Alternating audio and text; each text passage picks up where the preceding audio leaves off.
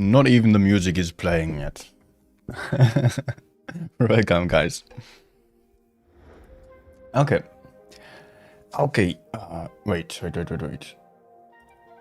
Yeah, okay. I was just thinking I forgot to switch the scene and you couldn't even see me. Luckily, that's not the case. Okay, still gotta set some last things up. And then I'm there for you. Actually, I was on time. I was. Until someone on eBay messaged me because I plan on selling my MacBook to get an iMac then for that. To not have any issues with the cooling, etc. And just, yeah, have a more reliable machine. Like, actually for the same price, I might get a better tech iMac. And I don't need the mobility of a laptop, which constantly overheats whenever I'm going for high-level tasks. So, yeah, this guy really wanted to know everything while I was saying, dude, listen, I don't have time right now. And he was insisting on getting an answer to each of his questions. Well, I could finally say that I really have to leave now. Okay, I actually just cut myself.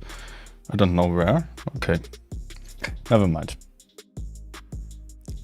I finally managed to leave, and here we are. What else do I need? The game. Let's open the game, and is there anything else? Yeah, replace game. That should be it then. That should be it.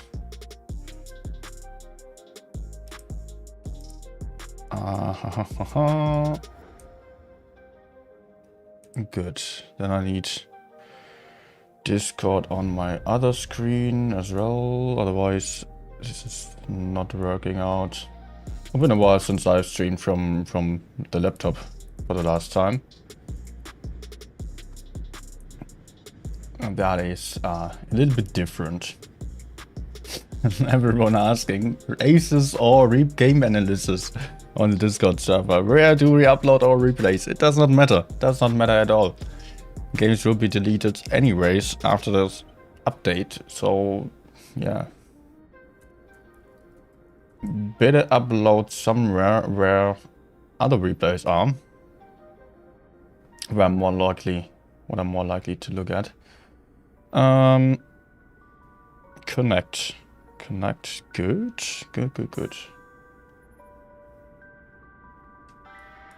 Alright. Game is set up. And I should be ready to take this one or this one. I think I can just leave the camera turned on. Good. Yeah, camera turned on, a little bit smaller. Yeah, I think I can leave it like this. Minimap function is also turned on the side there. Great. Good. Yeah, today again, replay analysis stream. Has been quite a while since the last one actually. Nonetheless,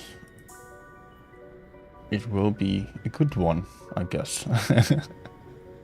I am stoked to see some exciting replays again. And not only see my own playstyle, but also see mainly other players play. I will probably not show any replays of my own today. So yeah, that's the plan.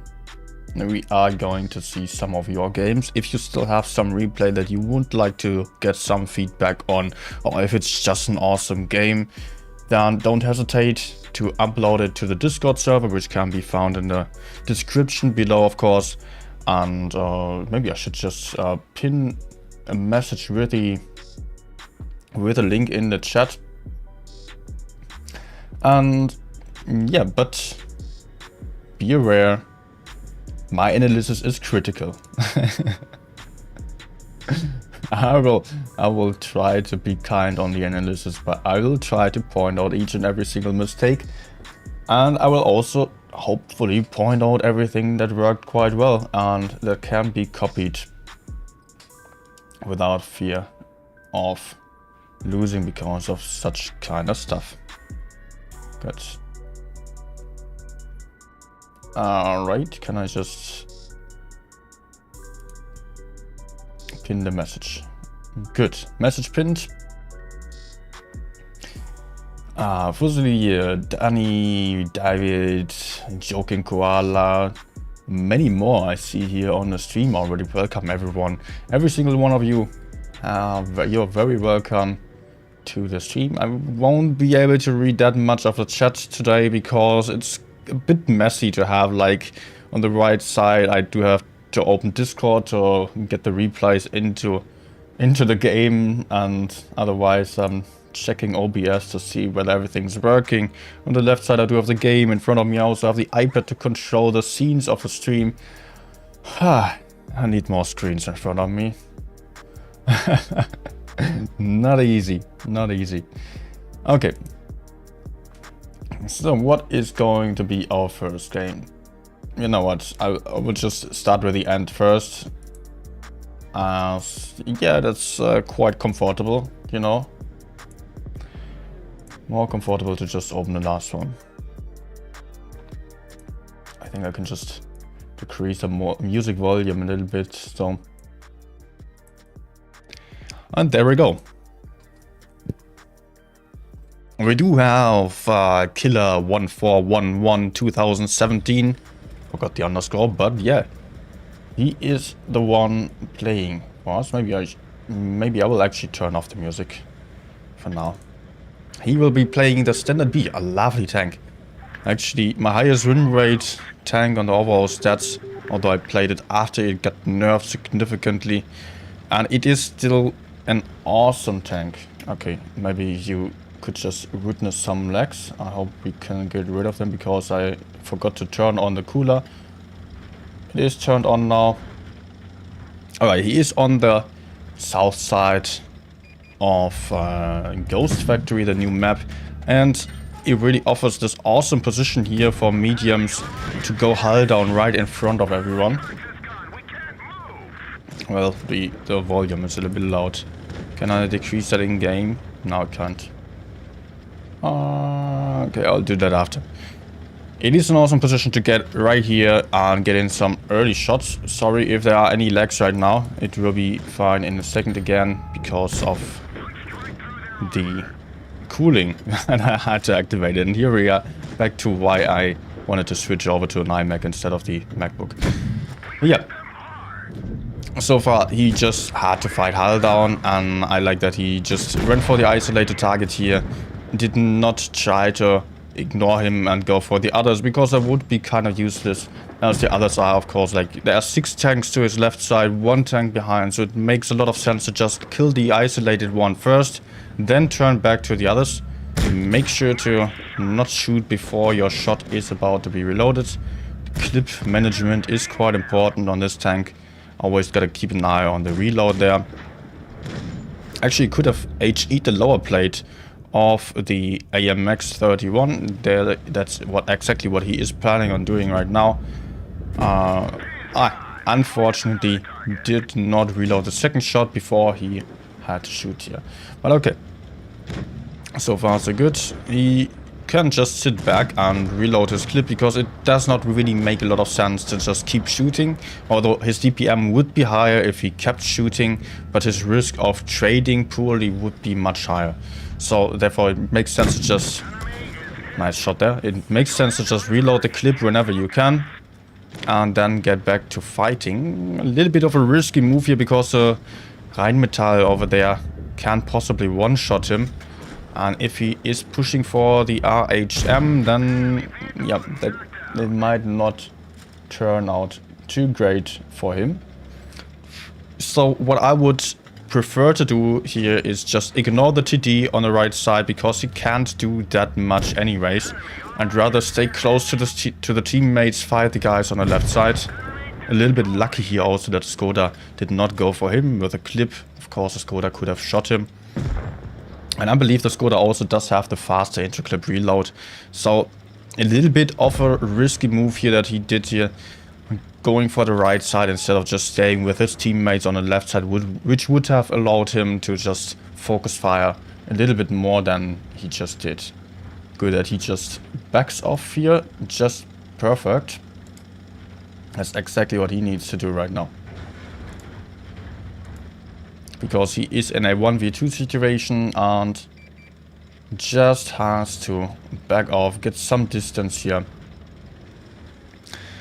As he does have the mobility advantage and the view range advantage. Using this bush here seems like it would be a good idea. But I would not necessarily agree that it is, because he will get spotted after shooting and then he will be in the open. So it's better to not have a bush and have some hard cover right next to you than have a bush. And yeah, whenever you get spotted, you might get shot. He is quite lucky that the RHM did not go for him here. Why do you stop there? That could have gone a lot better, to be honest. In the end, there were plenty of options for him to fight. I will just jump into the replay again and go for the third-person view to point out what he could have done otherwise to turn this one around. So how do I get my screen brush again? There we go. Screen brush. Okay. Do I have it now? No. Ah, okay. Now we've got it. Good. Alright, let's get to the end here. Let's get to the very last moments of the game. Yeah. And this is exactly where I want to be. Because right now, we could see... Yeah, we don't see it right now, because I don't know why Wargaming really needs to implement those markers also in the replays in the third person view, like we do have in tournaments. That would be super cool to also see the hit points, enemies, etc. But this map offers some really great stuff here, which is just this area over here. There are these hills, 1 hill, 2, 3, 4. These hills offer some really nice hull down positions where you can just peek safely and only show your turret whenever the enemies are moving towards you. Then you can shoot them once before they get close to you, and you can easily retreat back behind the hill. And both of the enemies were 2 shots. I think the RHM, the Rheinmetall, was actually a 3 shot. So, but still, the RHM is a horrible tank to play in hills. And yeah, he could have the option to just take these hill positions here to shoot out the enemies before they were coming. A little bit risky that they might come from the left side and only would be spotted over there, which is quite close to him, and he would not necessarily be able to escape if they were pincering him from 2 different sides. Another option, of course, would be to not stay that close and keep on running. So what he could have done here was either to just get to the corner. There's also good hull down position over there. Let's just zoom in a little bit over here. He can go hull down over there and just wait for the enemies to get closer. He has to be a little bit careful of the bushes here. If the enemies are moving into the bush like this, for example, they might not be spotted, outspot him. But usually they should not be able to outspot him. He went for this bush over here. You could see the big flaw of this position. He shot, got spotted afterwards, and could not move out of this. He was actually quite lucky to survive for that long, but he should have just taken some hard cover and yeah, either run away like this. I think that would not even be that perfect, because the train wagons over there would just not cover his tank well enough. So either he should have gone for these hills over here, for the hill positions in the corner, or even keep flanking the map and go all the way around and get to somewhere where the enemies do not expect him at all, because he did have the mobility to just do whatever he wanted to do. And yeah, up to this point, well played. Also, like, focus fire earlier. I would advise you to just ignore those enemies that can one-shot you, and rather try to go for those enemies that you can kill together with your teammates and that can not kill you in one shot only. Okay, let's move on. And okay, I will take one more from the bottom of the list and then maybe jump up a little bit, because otherwise yeah, we will never get to the top. And there were lots of great replays, and I'm thankful for everyone that sends in replays on the replay server, so let's give them a chance to get their analysis too. Although the main point is not to get an analysis when sending in replays. Hopefully people are actually watching those games.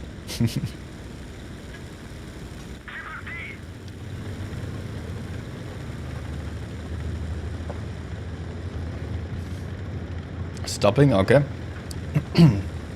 AMX50B should try his best to be quick in the middle, because that would allow him to get in some early shots. Yeah, if he didn't stop, maybe he just slipped off the joystick. Happens. Oh, some ping that's looking weird. Or maybe the replay is just a little bit bugged. Okay. Good job, Badger. Now you can see again why this TD position is horrible. Everyone can shoot you. Just peek one time, try to shoot something, otherwise reload. Don't waste any time while standing around. I would really just advise you to just not waste time on your games, and especially on autoloaders. You don't have the best DPM. When you don't have shots anymore, instantly go for the reload. But first, look around, maybe you can still have a shot somewhere else. And then, yeah, just go for the reload. Man, these enemies are just getting smacked here. One after the other gets deleted here after peeking out. Good. Here he does go for the reload immediately, does not wait for too much longer. There is a Super Kong going super aggressive right in front of him, but he is covered from the side by someone that was still on the right side. I don't know, in that bush to the right side there in the middle. So he has to be a little bit careful of that. I would not... I mean, he can push onto the Super Concrete. It does work, as we can see here. But he might have to take a shot from the TD, which is a Hori in this case, on the right side. And also there was an AMX50B still over there, as we can see, which could have been on A and just clipped him out there when he was pushing onto the Super Conqueror. So somewhat of a risky situation. It worked out in this case. I would not be totally happy about this. Okay, just go for the AP. Make sure you don't miss the LG and take another shot. Good. Going for the reload immediately. What a weird game, actually. His teammates are dying, although the enemies just died for free everywhere, basically. He is in a very good position, though, right now, because he can oversee a lot of the map. It is very hard for the enemies to reach him. He can shoot the enemies whenever they would try to push onto him here. So that is a great spot to be in, but a lot of people tend to camp here for too long whenever the game is, or the action is on the other side mostly. I don't know why he is that passive right now. He could just try to pre-aim a little bit more aggressively. For the Vickers, for example, you did not have to turn around, of course. Sometimes you just have you want to look out whether you can have some shots elsewhere, and bad timing. But here I would have also personally just kept my 2 shots, as he still had them in his clip, and could just shoot the whole retries. Okay, this way he could clear him out. In between shots, I would maybe just try to go back forth a little bit more to just maybe make him bounce or miss his shot and keep some hit points for the later stages of the game, as it's still somewhat close. And yeah, of course, priority to hit the shots here is not all that bad. He is at 666 hit points, not that much anymore. Hori, the Vickers cannot one-shot him, but two-shot him. But if the i7 and the Vickers both shoot him here, then he might be in trouble. So I will be interested in seeing how he does this, but he just trapped himself in this position.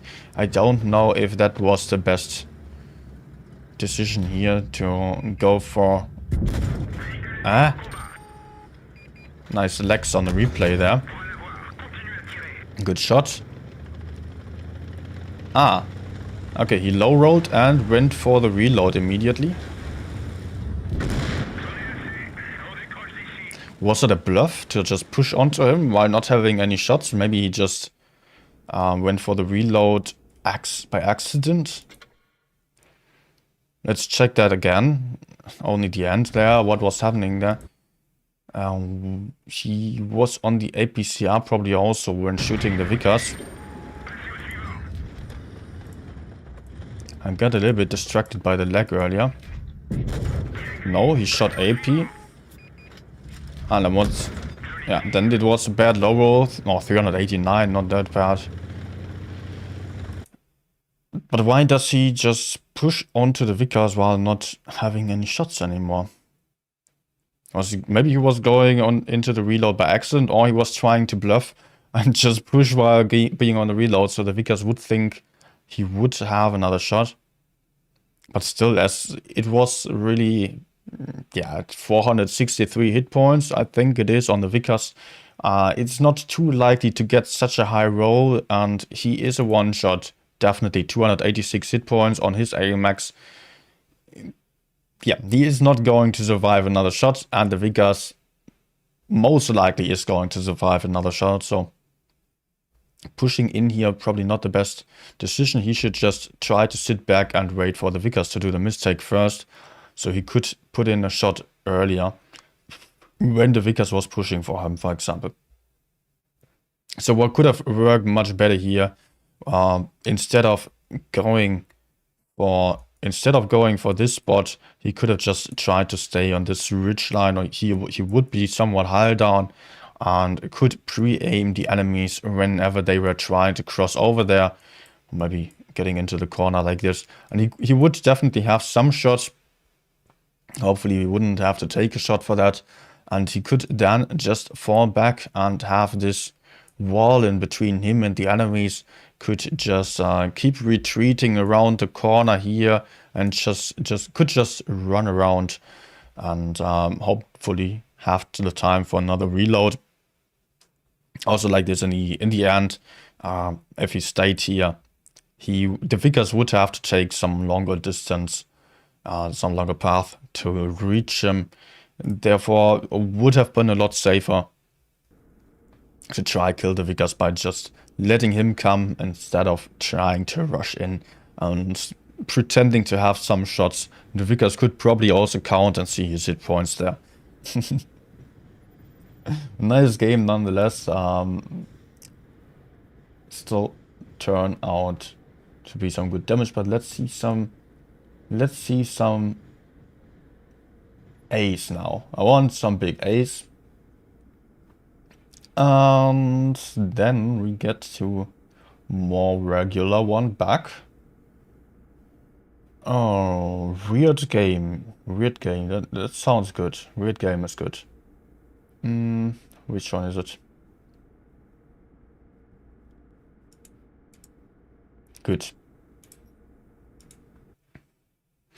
AMX50B.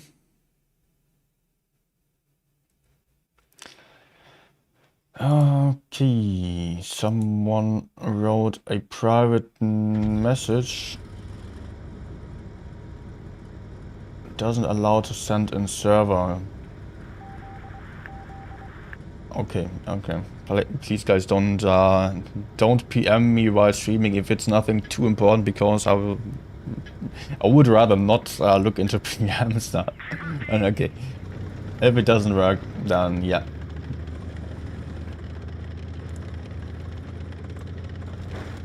Good.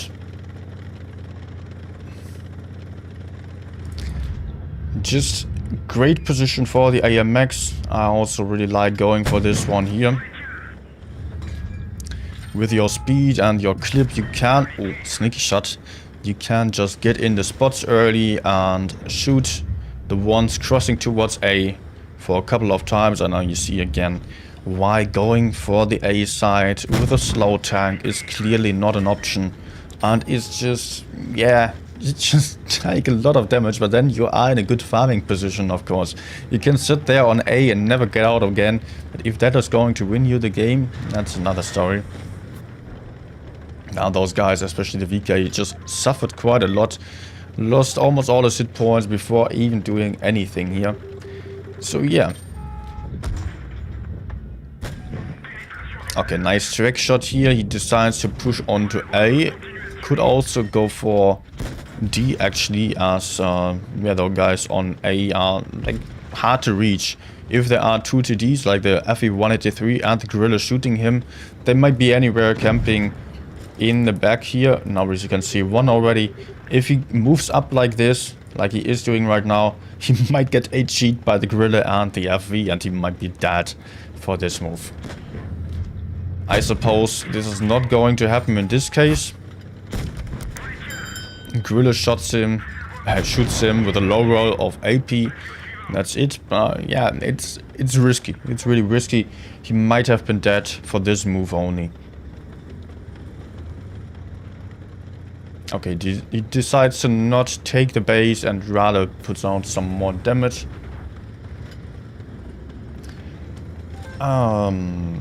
Update tomorrow. Yes, update tomorrow. That's why we went for the replay analysis stream today.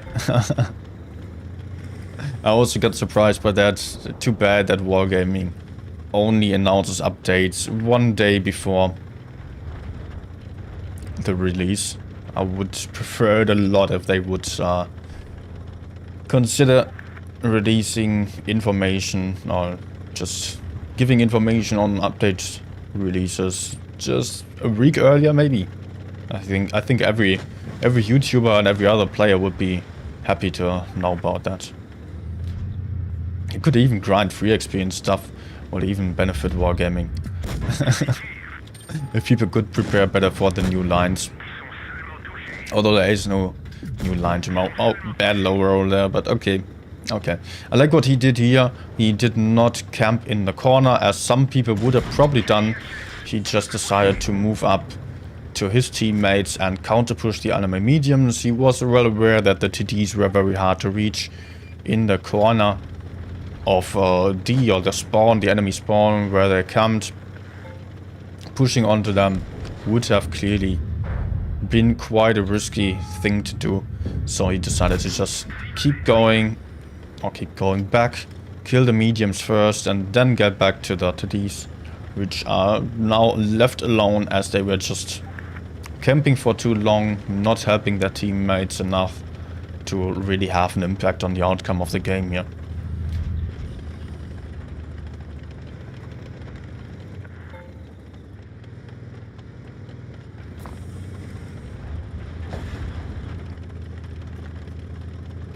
Okay. Yeah, he does know where the gorilla is, most likely. Somewhere behind this hill, maybe also closer to D. Probably not. Interesting. No way the gorilla got all around the map without being spotted. Okay, okay. I would have expected him to maybe sit in the corner of D somewhere if he was not there.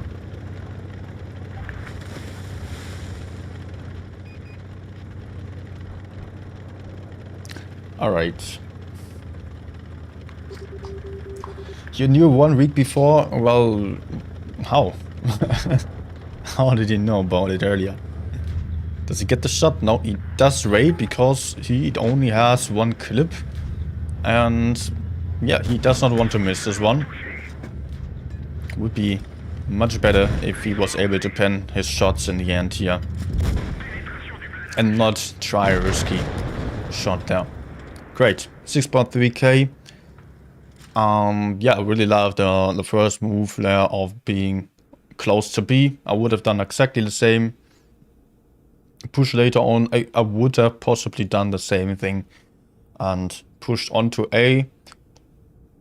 Maybe rather from the left side, as this was, yeah, quite risky.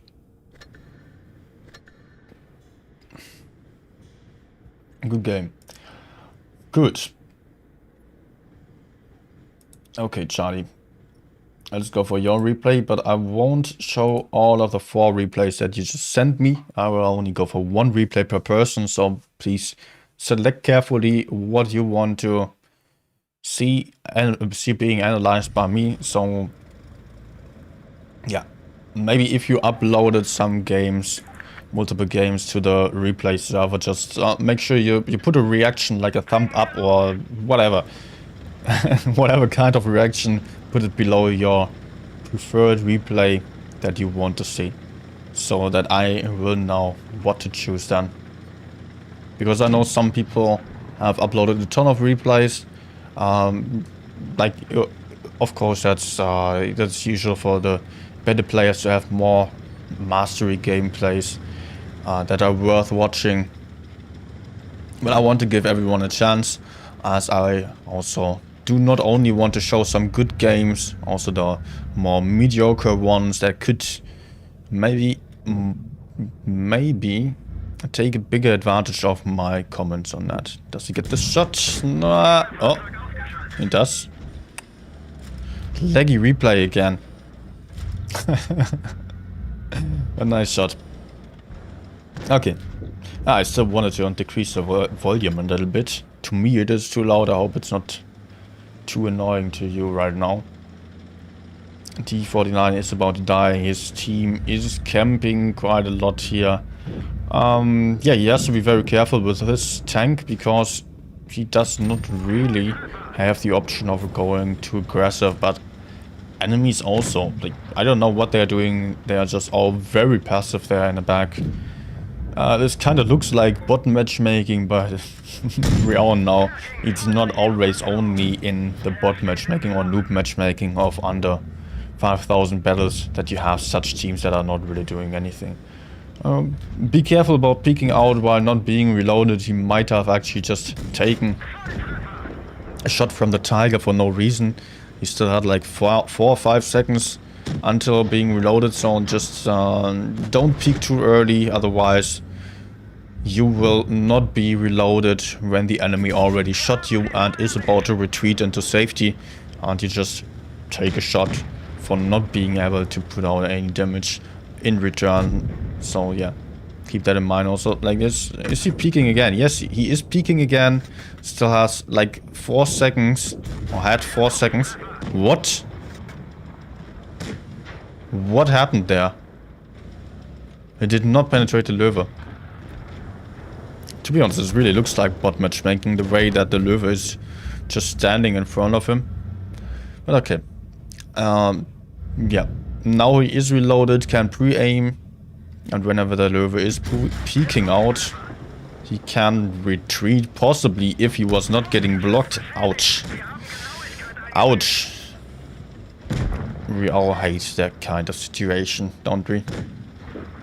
Oh, he does even have the reticle calibration. I'm surprised he did not make any use of it, especially at the start for the AG onto the T49. He definitely should have gone for the reticle calibration there to play some accurate shots. Oh, does he survive this? Yes. Yes, he does. Although, oh, this does not look good. Does not look good at all. He would need a high roll. Just go for the AP. That was taking him a long time to get this shot off. Again, reticle calibration for such kind of shot, it is so helpful. And if you have it already, if you don't go for the repair kit, then make use of the reticle calibration. Otherwise, you just put yourself at a disadvantage when you could possibly have a big advantage. Okay, so we do know the T34-100 is probably an HG one-shot. Yes, he is. Use the reticle calibration, my friend. And you can be sure of hitting such kind of shot.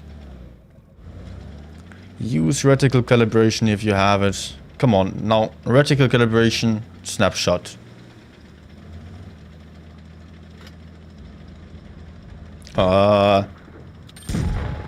Okay, okay.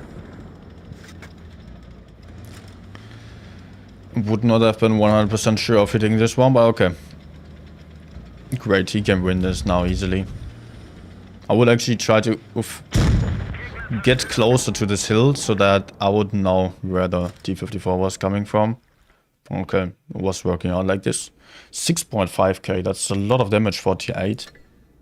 Let's check. No, this is normal matchmaking. And that's some big damage for T8.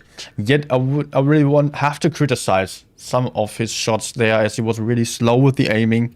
His aiming was not bad, but he was just peeking out too early. Just yeah. I mean, the RHM, it is a great tank, but it is very risky to play this tank aggressively. We could see the Löwe and the T-34 not even trying to shoot him for a very long time. They could have done so, and he could have died way earlier. So you really had to pay attention to not taking any unnecessary shots there, and playing a little bit more safely, so he would not die for nothing. Alright, let's move on to some more gameplays here. Billy also just posted one. Hey Billy, I've seen you on the chat already, hey man. Do I go for Billy then? Yeah, let's go for Billy. Gorilla 15.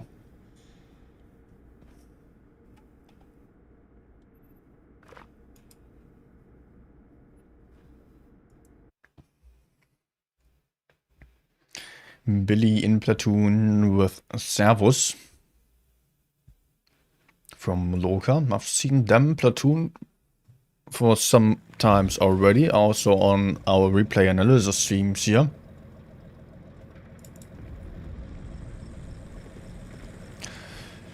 Mines, okay. I would not be happy about getting mines on a Gorilla, to be honest. Two options for him, basically. Number one would be, let's just pause here. Number one option, which most people tend to do, is just move into this position quite quickly. Other one, which I also like going for, is going aggressively like towards this position here, and just pre-aim the middle so that I would be able to get in the first shot whenever the mediums would cross over there. Otherwise, you can even go for the city area with the Gorilla. I would even feel more comfortable than camping here, because you can only fight if your enemies are overpeaking and if your allies are not dying for free.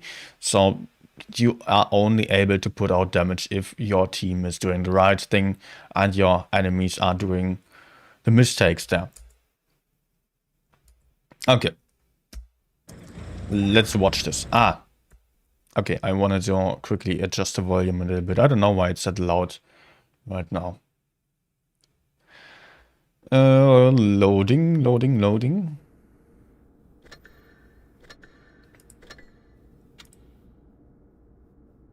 Effects and system volume. Let's turn that down a little bit.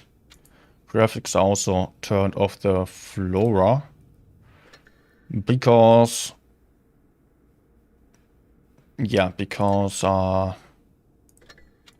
of creating thumbnails where I don't want any grass in front of the tank, which is then really hard to cut out after. Okay, you can also just fall back like this. Oh, this is also a really nice option for pre-aiming the middle here.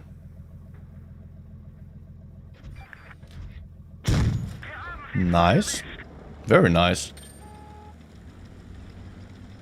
But yeah, you can't really stay there in this position because you don't really have a lot of cover. And yeah, I noticed from facing enemy TDs in that position that they can just get spotted and can be deleted quite quickly there, as they will take some time to get back into cover. Okay, does not get spotted right now. Does have some tanks in front of him, so it's perfectly fine to just camp over here. Interesting. Nice position for a Gorilla, actually. If you like camping, then this is a good position for the Gorilla. Can get the kill shot on Progetto. He's probably spotted. No, he does not even get spotted here, although he cannot really stand in the bush here. So yeah, interesting that it actually works. And the enemies are just all moving into his gun. But he has to be careful about getting spotted here. I know most of the tanks of the enemies are just spotted, and you can see that they are not looking at him. But you can't just keep track of all of the enemy guns. Also, there is still the E4 unspotted, which might be right in front of him in a TD position. So in general, when you are not 100% sure of not being spotted, he got spotted earlier already, then just move into cover after each and every single shot, because you can't just trust on being unspotted and not getting hit there. Save is safe. Alright, you just did 3.5k by camping here, not really having to do a lot, but there are still, like, it seemed like it was kind of won already, because his teammates won like both flanks, but enemies are still quite healthy. His teammates are splitting up right now and can easily get counter pushed in the back of there. And the enemies are having 3 60 TPs. That's tough. They are all having big alpha guns, lots of armor. But yeah, they have to be able to make use of that. Okay. By the way, we could see on the shot prior to this one, like 2 shots before, how you use the vertical calibration. Like 60 TP was only peaking with its frontal plate, and we all know the lower plate of the 60 TP is really small and really hard to shoot at. So just good decision to immediately put in the reticle calibration there. And he can, okay. And therefore be able to go for the safe shot.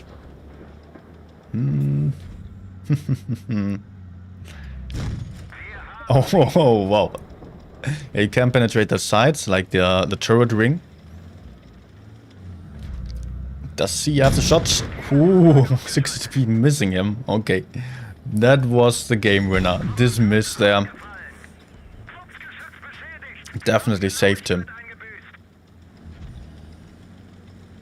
I like that he just did not insist on camping all game long.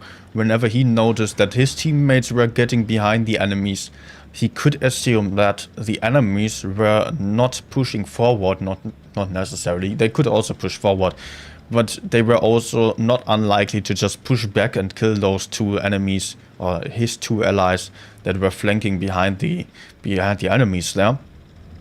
And therefore, whenever the enemies were just getting behind or just moving back, he needed to apply some pressure to make sure that he was not completely useless, and the enemies would be in 2v2 in the back and 1v1 in the front. So yeah, whenever you do notice that your teammates are doing some mistakes or just going aggressive, then make sure you can cover them in some way. Even if it does not make sense to push in, which is often the case when your allies just push for no reason basically, then make sure you put out some shots before your teammates are dead, and you will have a much better time winning the game afterwards. Well, but be careful about that, and don't get tricked into pushing with your allies when you do notice that the push is not necessarily the best one. Great. He just gets some distance here, made great use of the bushes, rotated from left to right side to just oversee the whole map there and not get surprised. Really like this. His platoon mate sadly did not have the best game on this one, but Billy just carried. Nice game. Okay. Okay, what else do we have?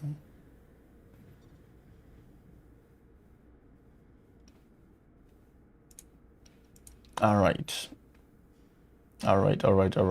Let's check Discord again for some more replays. So, what do we have? 5k on IS-7 doesn't sound too interesting, to be honest. Also, we found that guy already. Mamma Mia also sent in Guerrilla 15, but we've already seen him play the AMX 50B. Moon Baby sent in a Patton gameplay.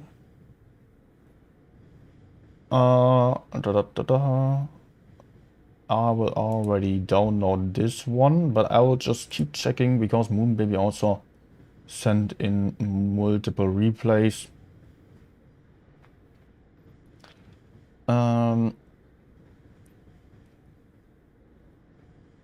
Market fans already also sending in some replays. Okay, let's go for these two first here.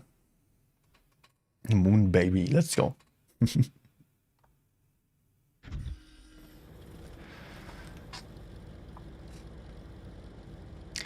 M48 Patton, we can see it on the thumbnail already, so time for a replay of that tank. It's not really my favorite tank, although since it got buffed on last patch, or the one before, it's actually a really nice tank. It is, you can see the accuracy on the move especially is really great.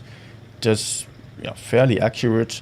Does have really good DPM now as well. 6 seconds only of reload for 350 alpha. Does have good gun depression. Mobility, quite good. Not bad. Good turret. Not impenetrable, but definitely good turret.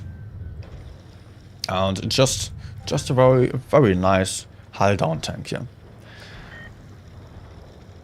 Let's see what he is going to show us here. He is going for the first spot on the medium side at first. That's what I also would usually do.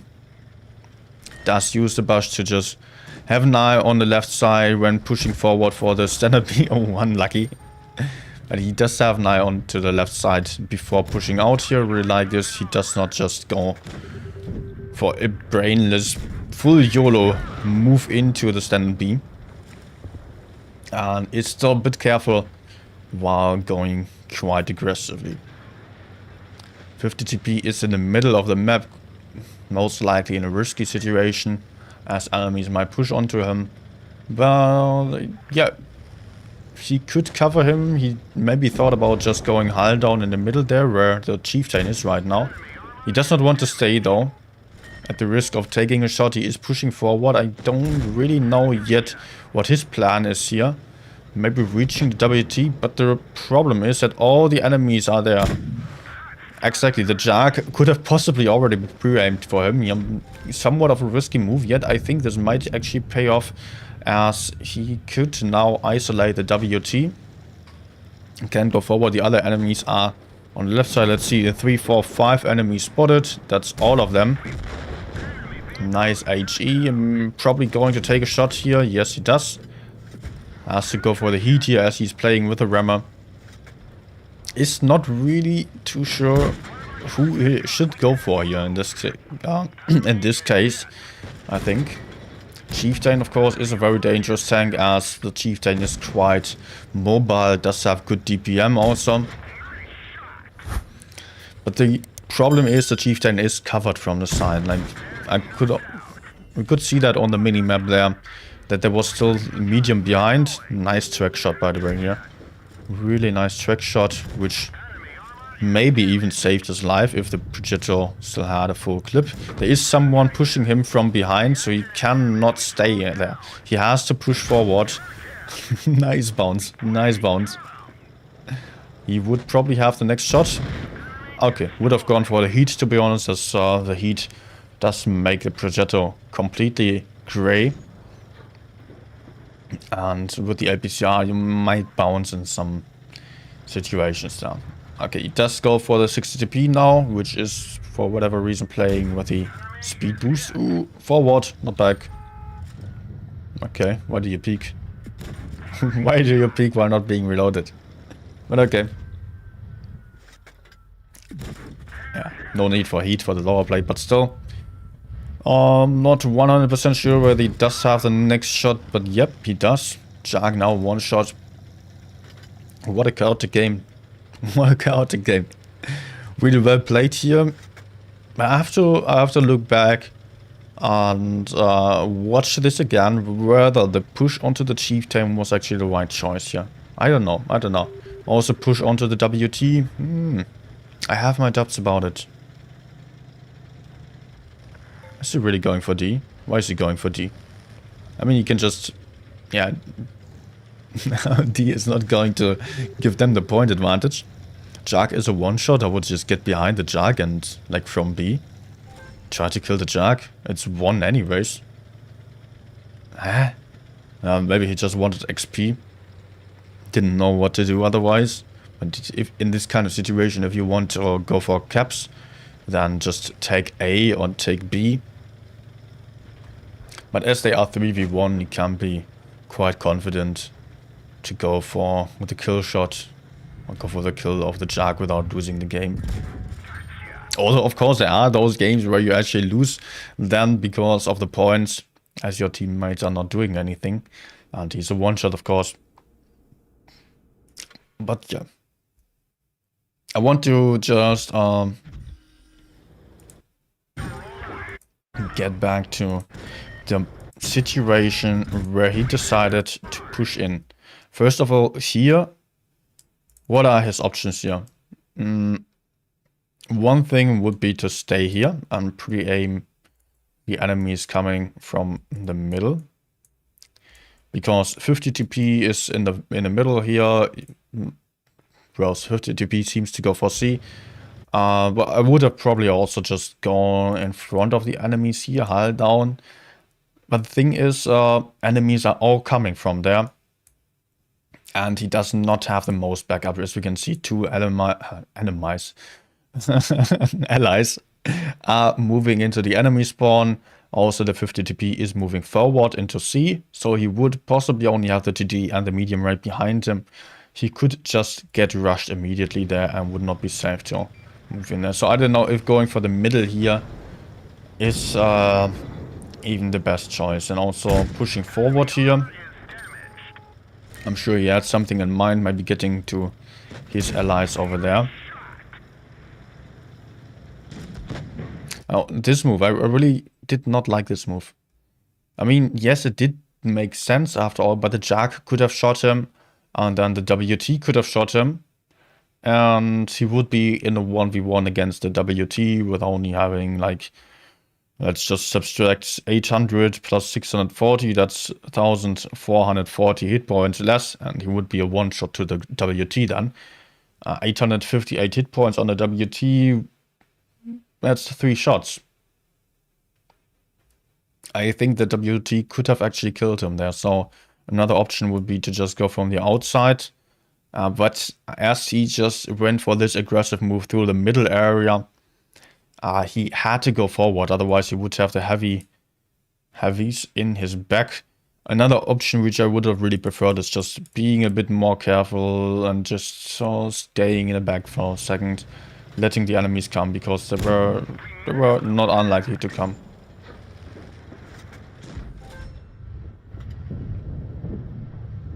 But now he has to push forward. But to be honest, I would just go right now to not get shot by the Jag here. As, yep, like this. Just look at this. There's WT in front of him, which is, of course, not shooting him anymore. But the Jag is going to shoot him. And on the side, he did not know whether the 60 TP was not coming, Chieftain not coming. They are all very close here. And if he just went for the same way as the standard B, or even stayed for pre-aiming the WT, he would not have to take any shots for that. Yeah, this way it was a little bit risky. A little bit of wasted hit points here when taking a shot from the Jag. Okay, now his options are the following. Pushing Jag, who just shot. He would have to track the Jag for that, as he cannot circle him probably. He can do that with an HE. Standard B also going for the Jag, 50 TP also going for the Jag. It would actually make sense to just clear the Jag here. Jag has high DPM, high alpha damage. And This way, they would clear a very dangerous tank quite quickly. With the 3 tanks that they have right now, would be some great focus fire. As it seems, 60 TP and Progetto are currently pushing the FV. Chieftain can be ignored. Focus fire would be quite great here. Yet he decides to go for the Chieftain. But we could see his teammates not going for the Chieftain, although the 50 TP is now turning around and helping him here. But that also leaves the 50 TP in the open for the Jark. Good that the 50 TP is deciding to help him here, otherwise he would really struggle. But also we are already seeing him here moving towards the enemies that are still on D and just clear the FV. Like this, there are just the Progetto coming from over here, the 60 TP even going through the spawn, while of course the 60 TP would be more likely to just be with the Progetto over there. And they could just both push him, and he just isolated himself here in the middle of all the enemies. So it would have just made a bit more sense to keep on the focus fire on the Jark. Like this, they would have the high ground in this area. And yeah, they could just stay together here. Like, look at this. If they... Like this, Standard B is in 1v1 against a Jark. He is in 1v1 against a Chieftain, although he does have some backup by the 50 TP. 50 TP does not have the best DPM. So it wouldn't make sense to just kill the Jark first. And then they had all the 3 tanks in this area. They could be hull down over here. They could secure C. And they would just be safe of from getting pushed for nothing here. That's what I would have personally preferred. Because like this, it was like... It seemed to just not be like that well thought out, the way he moved. So like mechanically, like on the aiming, etc., gameplay wise, it was really well played. And I'm not saying that I never go for such weird moves, but theoretically, yes, there are flaws about going that aggressive, and it's better to just play a bit safer than that.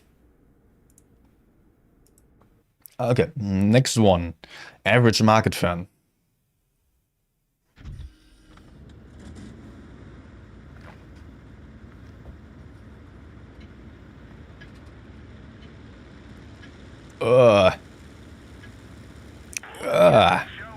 Unicorn vomit. This camo with a pumpkin on top also. Damn it. Okay, we have seen this map already, also with a very similar tank with a AMX 50B. On the last one, it was Dragonlord just going for the middle of the map and just farming a little bit. With the T57 you can do the same thing, although you're most likely not fast enough to get in the early shots if the enemies are not very slow. When playing the A side here, first of all, just want to quickly pause here. There are 2 options, either going for this position here, like using the rock to just be kind of hull down and you can shoot anyone that's over there.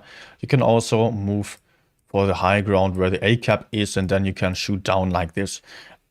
I would usually prefer the A side because there are TD positions to counter you. Okay, I will just quickly show you. There are TD positions on the enemy side. Those are mainly like, this is a TD position that a lot of people are going for.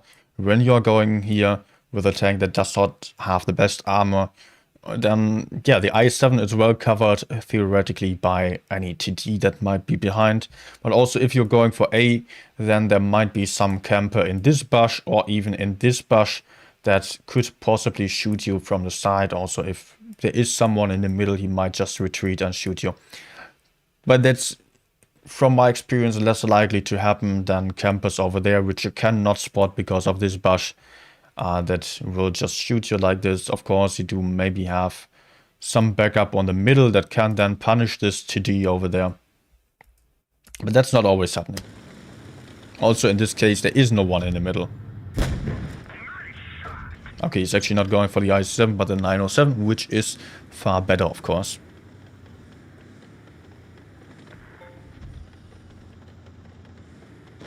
He's just waiting right now because he knows there is also the There's also the medium on his right side pushing onto 907. Maybe the 907 would have just retreated again, so he would have shots. He did not want to push out into E100 and possible TT behind that were maybe pre-aimed for him already. Good call for him to stay, but he should just move towards A in this case. He should really try to clear the 907, otherwise he would have a really high DPM tank right next to him.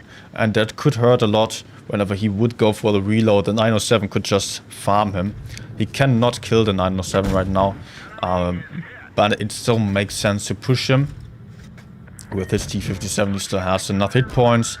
And maybe someone else is going to finish the 907 for him. Nonetheless, even if he takes some shots, maybe he even bounces some shots. Yep, great. He is now in a safe position. Why is that? Because he does have the high ground right now. If his teammates on the left side are going to die, which is really not unlikely, he could then just retreat into the middle of the map. He could just drop down and get to B. Okay, some good shots into the IS-7 here. Same thing again as on the last game. He is kind of trapping himself here behind the rock instead of just using the wall to his left side, where he would have an easier time, better time escaping. Because like this, there were IS-7 and E3 pre-aiming him. They would have possibly just shot him both if he had to run away. Okay, he is pushing for the T57. Interesting. Nope, he tries to cover a little bit, but T57 cannot kill him in one clip. So he's most likely trying to bounce off one more and putting in a clip. No HE. Before dropping down. Or maybe his allies are already coming, so he can be safe. And now I think he is dropping down. We can see exactly what I was talking about here. Why you should go up here if things are getting tricky. Like this, you can just drop down, run away. He could possibly even run away further than that. He was maybe afraid of just getting shot into the rear when he was about to do that. So he decided to just stay close and keep proxy spotting the T57. If the T57 would drop onto him, then he could just block him in place. But I think he has to carry, and he has to do more than just blocking one tank. He is trapped again. To be honest, I was not sure about the E3. I was forgetting about that guy a little bit. Oh, there we go. YOLO push incoming. Ooh, that was close to bouncing. 597 hit points. What is the E3 doing there? Oh no. Okay, we all have to be lucky sometimes. Can he get around this corner? Ooh. Close. Very close. Nice. Nicely done here.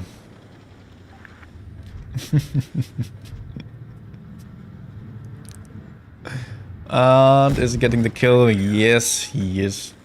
Well played. Well played. 7,000 damage. It could not have been much closer for him. Great game. So, what else do we have here?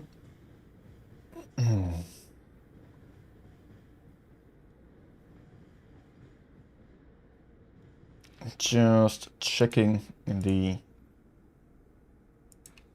replay folder here, or not folder, but the replay channel. Okay, found one. Let's just search another one. 2.5. No, not 2.5. 2.5. Dinner for the piece also. Sent in the game. Good, we have 3 already.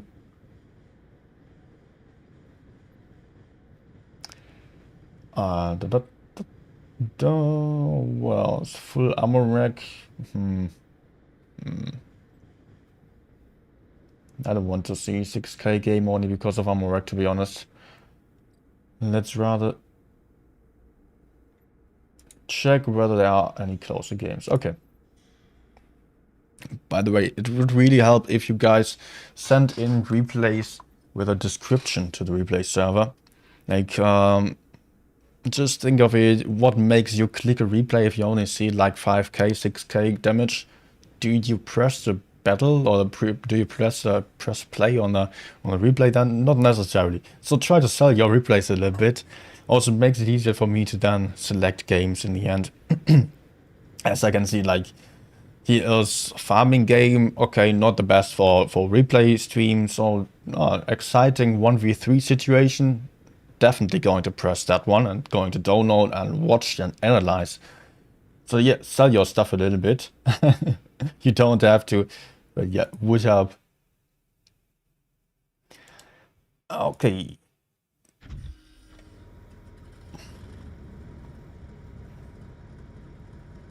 Yeah. Quickly want to say hello to everyone who just maybe joined the stream. Welcome, guys, and yeah, hope you're enjoying. If so, smash the like button. Also, subscribe to the channel if you're not subscribed yet. And yeah, let's check out what we've got here. I'm not reading the chat too much today because I have to handle Discord, game, etc. at the same time, and only having 2 screens, which in theory should be enough. In this case, it is not. Well, actually, with the iPad, I'm using 3 screens. Still not enough. Should you grind the Patton? Patton is a good tank. Definitely a good tank right now. Good hull down medium. A very basic one, so for the average and good player, it is an exciting tank. If you are seeking the challenge, then it is maybe not the best one. Because it's quite easy to play. But that, of course, can also be a good thing. He already wasted some hit points here. Now, getting back to the replay. He wasted some hit points by peeking out like this. I would rather go for a side scrape first, or just wait for the enemies to push in. And otherwise, you could also just, yeah, go for like where the STI is, but would be stupid to block them now. Good that he has his eyes open and sees the E100 behind him, immediately tries to counter push him. A really good option here, but okay, let's quickly pause here. Is there anyone behind him? Is there anyone behind him? Because I get frustrated by that kind of behavior quite often. Like teammates going for some tank that I would also want to go for, and they are face hugging. Face hugging in general is not bad, but like this, he is blocking his T95 from helping him. Maybe the T95 can still shoot, but keep an eye on that. If you are like, yeah, multiple tanks facing one, don't go for face hug. It is far easier to kill someone 2-on-1, even if you have to take a shot. You can afford this with his hit points, but better to just angle, but he does not have to be that close for angling his tank. So face hugging not necessary, and rather problem here than helping in this kind of situation.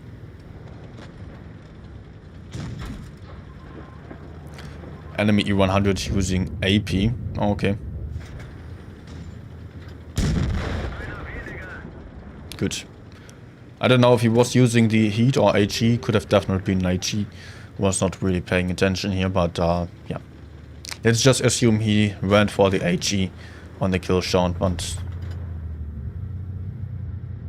Okay. Let's keep going.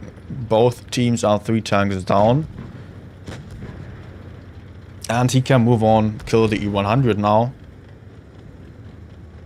The STI also really wants, so no, he's not going for the kill shot, he really wants the damage. Nope. Trusted on the STI to get the kill. SCI also using speed boost, no camo, was not likely to be the most experienced player. By the way, I just noticed he is also using speed boost on his E100. That is the basic setup that Wargaming equips tanks with when you are buying a new one. But I would personally not go for the speed boost on slow heavies. The impact is quite low. Maybe in some situations it helps you to angle your tank a little bit quicker as you would usually be able to do. But a repair kit is most likely helping you a lot more than that. Okay, is he going to win this one? He's one shot. The WT, or yeah, WT also one shot. He can't afford to retreat any further. WZ also able to use heat. He's not the worst player. It seems... Oh! That was almost 90-degree angle. That was lucky. Okay, get back. Get back. Because otherwise the WZ might just flank behind him. So it's better to just move back and still have the WT to his front and the WZ to his front. Maybe he could even HE his sides. WZ is a very weakly armored tank on the hull, so he could even HE and do the 364 damage. But it's risky, of course. Okay. Joke. WZ trying his best. It's not enough. It's not enough. Nice. Golobanov here. 1v3. Good job. Good job.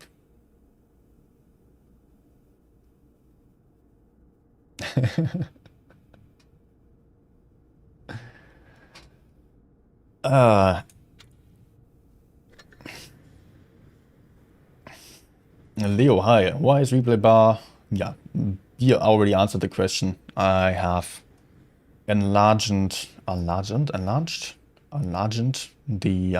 minimap because on PC, of course, it is quite small. I want you to be able to really see what is going on the minimap, because the minimap is probably the most neglected cheat, so to call, in this game. And I'm often also showing stuff on the minimap there, so that's it's nice to have. Hope sending in replay. Yeah, just yeah, replay is welcome. Just send it into the replay server, replay channel. Even if it is not meeting the requirements, there is an update tomorrow, so our replays will not be working anymore, and we are going to start from scratch. So it's not, or you can send any replay, but make sure it's not like steamroll game that is over in a minute, no zero damage games. We want to see something interesting. But of course, if you fail, that's also fine to see, because there is a lot to analyze then. If it is really not like really quick game, that would not be that interesting. Okay, let's move on. We've just seen E100 from Unstoppable. Let's go for AMX50B. Hey Tashflash, have I already shown your replay? No, Tashflash, I have just downloaded your replay. So still 2 more replays and then we are going to see yours.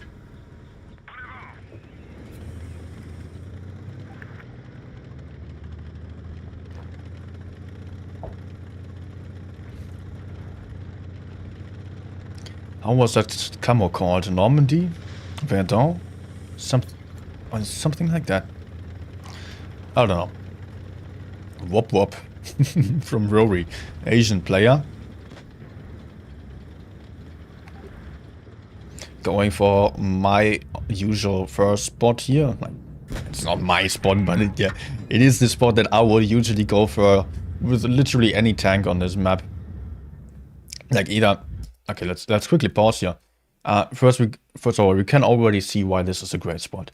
If there are some enemies crossing over into the corner, like this, you can have a first shot. You can have a one shot over here. You can maybe have another shot over there. Sometimes the enemies are even moving behind this rock, maybe even camping there. You can shoot them in this position. Maybe there is some TD moving into the typical camper position, which is not the best camper position, by the way. Even with a TD, I would go there. If there is some TD moving into this position, you can shoot them while they are moving up. You can also shoot them when they are peeking out. That's great. But if they are in the bush already, then you should probably retreat from over there, as they can also be covered by the bush. If the left position is already taken and your teammates are mostly on the left side, then if this side is open here, then you always risk getting flanked, which does not happen too rarely. Then it is 1 or 2, maybe even 3 tanks flanking the middle area here. So if there is already one of your teammates in this position, don't go for the same position. You will just block each other, and one of you will have to take the shots from the TDs. Sometimes those TDs are just blind shooting, whatever. So if there is someone already in this bush, then go for the position on the right side. With a fast tank, you can even get some first spots and maybe first shots onto enemies that are moving like this for the mirrored position. Very mirrored map, by the way, works from both sides. But over here, you have to be very careful if you don't have a lot of turret armor, because you have to go hull down. And there might be some TDs on the hill in the back that can possibly shoot you. So, gotta be careful about this and not overpeak there. And just, yeah, if you do know there are some TDs spotted in front of you, like on the left side, then you are safe to flank around on the right side. Otherwise, you have to keep in mind that there are most likely some TDs on this hill, which is the favorite of many players, although I personally don't like camping. But yeah, it's just working out in a lot of cases if the enemies are doing bad mistakes. Otherwise, you are useless there. He could have gone for a track shot, to be honest. Oh, okay. His allies are moving in, and he is just moving forward a little bit because he wants to cover them. That's just great. Now, he should just go forward, in my opinion. Just move forward. Just go like this. Behind the enemies. All the others were just flanking around. He really needs to be quick now to clear the left side, because he's about to lose 1 or 2 more tanks on the right side. Until that happens, it would be great if they could counter push the left side immediately and really make sure they use their advantage. Focus fire would also be great. If it is a T-57 or AMX, does not really matter, but just shooting a low hit point tank first would be great. And yeah, of course you cannot coordinate that well with some teammates that you don't know, that are not on voice chat, that are possibly also not too aware of the situation there. Okay, you can just move on. T-57 was about to die, so you can just make sure he gets the next damage. Is he going for the kill or the damage? He is taking out the kill, because it is still somewhat close. Sheridan not dying yet, still putting out a shot. And the T-92 just missed the Sheridan. Okay, interesting.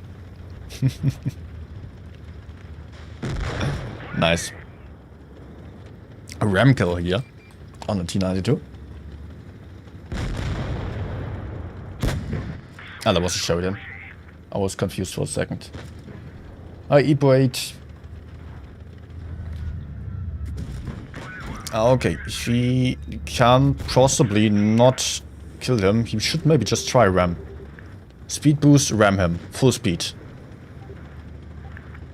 26 hit points. Not too unlikely that he gets him. Yes, he does.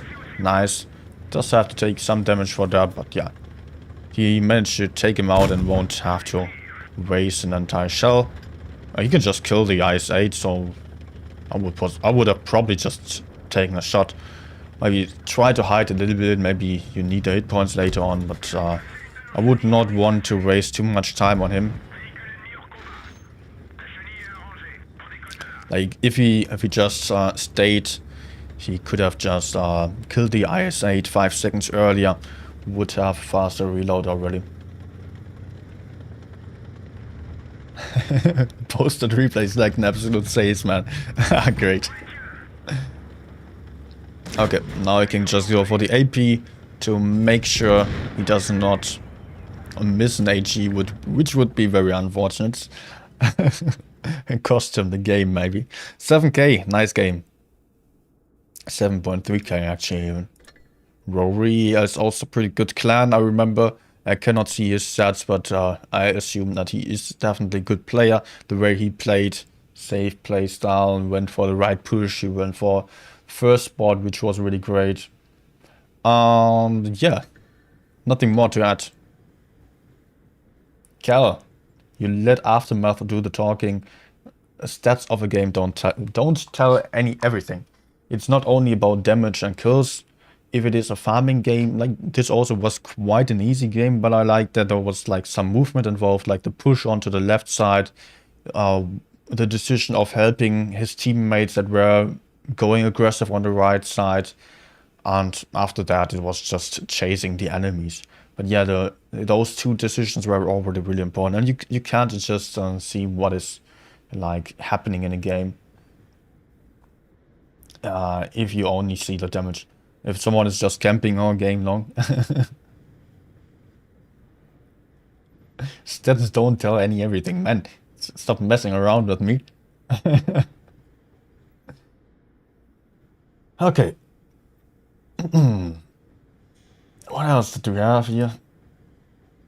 Jennifer Lopez. Naval Frontier again, third time.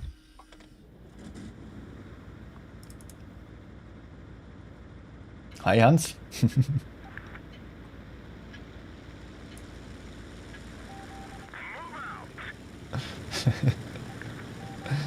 I don't know if the others can understand this, but I think so. Maybe they can.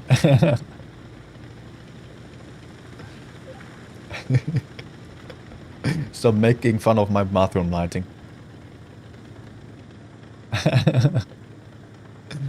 That is the colorful lighting to get into the right mood when I'm in the bathtub. Okay, I want to stop here first of all. In general, it is not bad to go for the middle, and with an E4, I would also probably do this. But in this case, he has to keep an eye on what is going on with his teammates. They are moving to the left side. Okay, enemy medium is spotted already. But otherwise, he would just on the right side, and enemies will push onto him. He cannot escape, and he will be game over just by the position that he took. So it wouldn't make sense to also cross over to the left side and try to just fight on the left. Clear A. Yeah, good idea to just try a blind shot. It doesn't have anything else to shoot at anyways.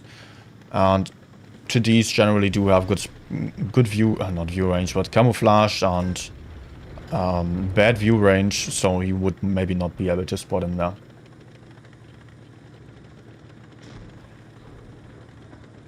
Okay. Now he is moving over to the left side. Could not get any damage in so far. He could decide either to just... come on. Okay, nice. Nice. Yeah, the Yo surprisingly is quite easily penetrable with the heat or APCR. Wow, voice.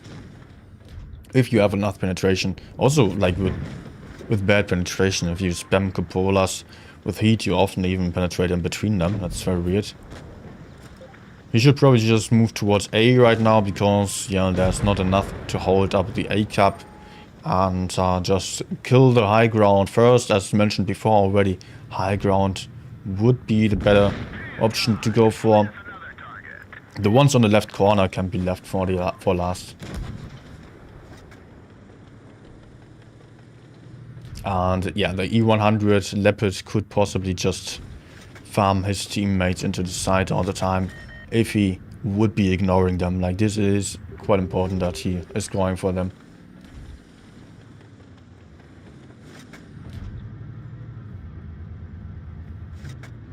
Yeah, the Leopard does of course not want to die, but okay. Big mistake there by Leopard. My stream froze, but yeah, should be fine. Okay.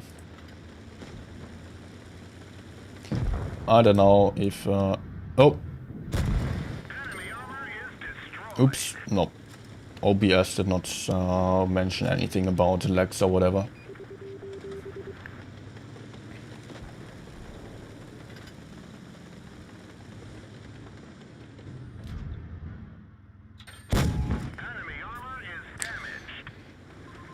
Okay, let's quickly pause here. Want to check like if it would maybe not make more sense to help on the other side. No, it's just fine.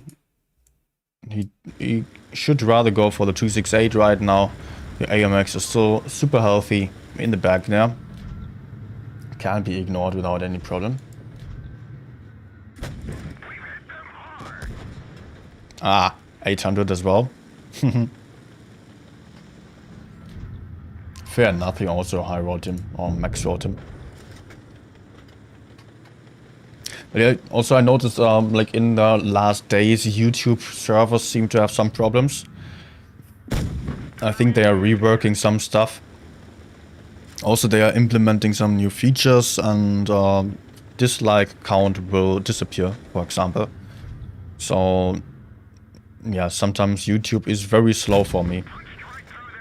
It does not really load.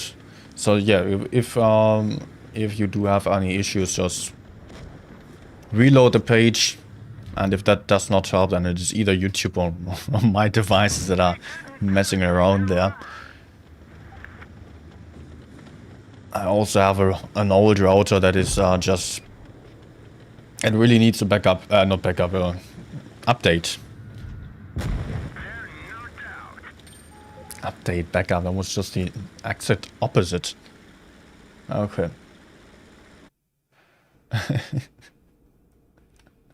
Imagine you had a background like every...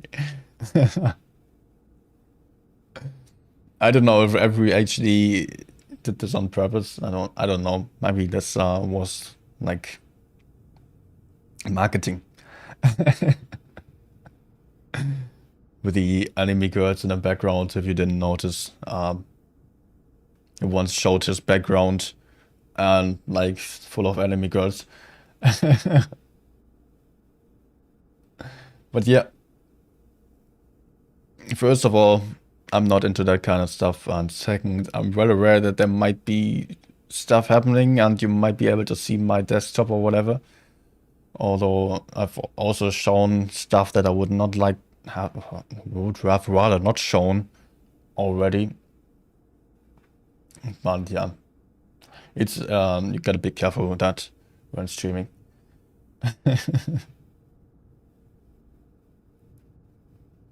All right. Although, of course, let's just mention a last thing about the replay here, as I was not too focused on that in the end. While being on a, of course, does offer the high ground here and some good position. I already mentioned this on the AMX 50p game. It is better to not just stay here for too long, because of course you do have a good position, as said. But if it does not help you win the game, then move out of there. So it was a good decision to just push the 268 here, as he was in the back, he was isolated possibly. Maybe that was still a Foch somewhere, but he had to risk it. Otherwise, his teammate would be under huge pressure from two different angles, and he had to decide who to go for. He had to really get into the game here.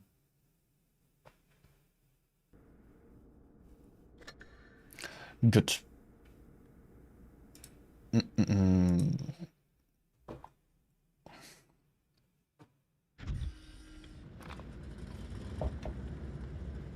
Hi Stein. M48, yeah, I can check your replay out as well, but I just had this one downloaded also. Leo also sent in a replay. I'm sorry, man, that I skipped yours. I did not go one after another. I just randomly chose some replays that seemed interesting. I downloaded them, but I will also download some more. I just downloaded like 3 or 4 games in a row. And we'll get back to the Discord server after this one. Maybe I will just take a short break of 3 minutes after this game. Okay, first of all, I want to quickly pause here. We can now see what is actually it's not a mistake. Like going for the right corner here, like this, does offer you some good position, of course, but you cross over here at the start. Like the AMX50B on the other game would have been able to shoot him twice before he was even able to reach the position in the corner. Next problem about going for the right side here is just that if you are going there, enemies might just all counter push you, and if your teammates are just camping in the rear or doing whatever, you're not sure they are going to help you. You can't be sure of that, never. So going for an aggressive position and on the outer side of the maps is also something that I like to do some time ago.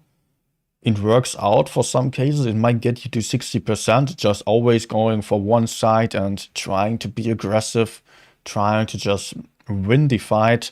But sometimes your teammates are just not helping. And sometimes it would be better to get out of there. But if you like those positions close to the red line, you are not able to get out of there. Same goes for like Hellas, medium side, far outer side, close to the red line. Black Goldville, the caves on Black Goldville. A lot of people go for that.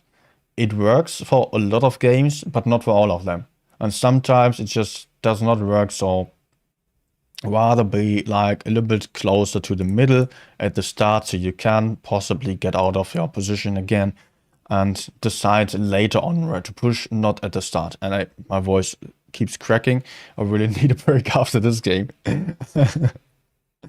Okay, you just better go for the bushes over here to just put in early shots and then flank through over the middle, or even, if necessary, push on the right side.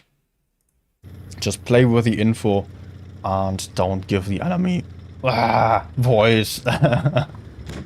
Don't give the enemy the info to play with. You want to get the info and make the better, cleverer decisions.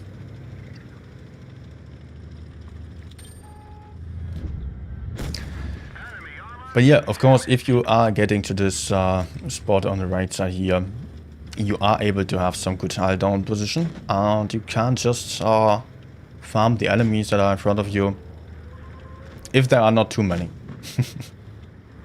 You should really go here, Tash Flash. There's only a T-54 spotted, base was already being kept, and no one else got spotted, so it is, yeah, it's quite sure that that the enemies are not going to be in front of him. There might still be the WT camping in front of him, which he can or has to be a little bit careful of. Maybe he could even shoot the WT instead of the IS-3 here. He should... Okay, I would have double checked whether I was actually safe, because I would not be sure about this. I don't know if he did not even see the WT, because he still did not look out to his side. Now he does, and checks whether he is safe. I would have done that earlier, and whoa, what a beautiful shot. Would have at least tried to turn the turret a little bit to make it harder for the WT to penetrate. Like, he could be safe from the IS-3 anyways by just pulling back. Good, now that the WT is that, like, that's the most dangerous tank. He can get a bit more aggressive. Going for the snapshot here, I don't think that was needed. It was a nice shot indeed, but he could have just taken the wreck of the dead tank right next to him, like the IS-3, and gone high down behind, aimed his shot. I think there was no need for this snapshot. Nah. The auto aim of Touch was messing around a little bit here and did not allow him to place his shot. Could have possibly just tried a snapshot, but I think that was also partially due to the auto aim just putting his reticle below the cover. Oh, interesting bounce. Interesting.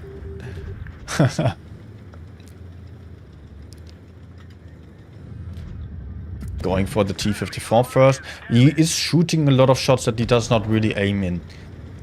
For some shots it works, for others it doesn't. And yeah, I noticed this also on the K91, on the T-54 now. On the E-75 you could have possibly also aimed in longer order. That was super unlucky. But yeah, try to minimize those shots. Whenever you have the time to aim in, then of course try to aim in.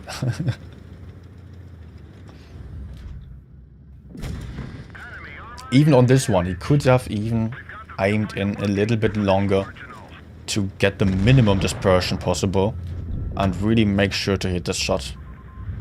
Yeah, on this one, he can be sure of hitting. Even sets him on fire. I don't know if there has been any shot where he has used his minimum dispersion and maximum aim time. Like whenever there is some parts of the reticle not on the tank that you are facing, then of course there is a chance of you missing. That's the issue. Also on this one, why zoom out again and not aim in longer? I could just aim in for whenever the K91 was seemingly pulling back, then shoot at the very last moment.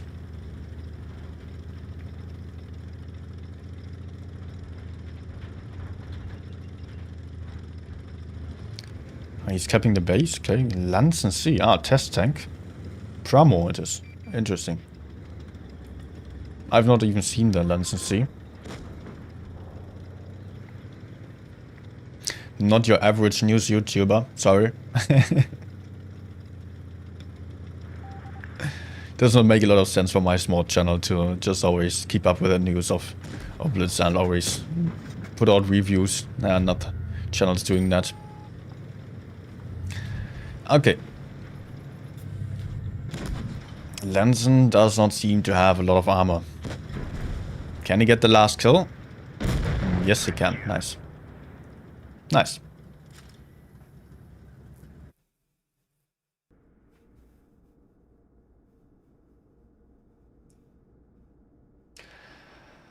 Okay. Good game here. Guys, I will take a short timeout.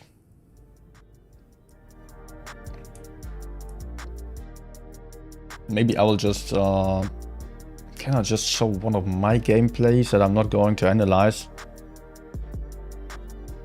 Have I maybe posted one on the replay server? I'll just show a replay while I'm just... Oh. Oops. Yeah, if I open Blitz on the iPad, of course, and log out on the laptop as well. Don't I have any games? We've seen this one.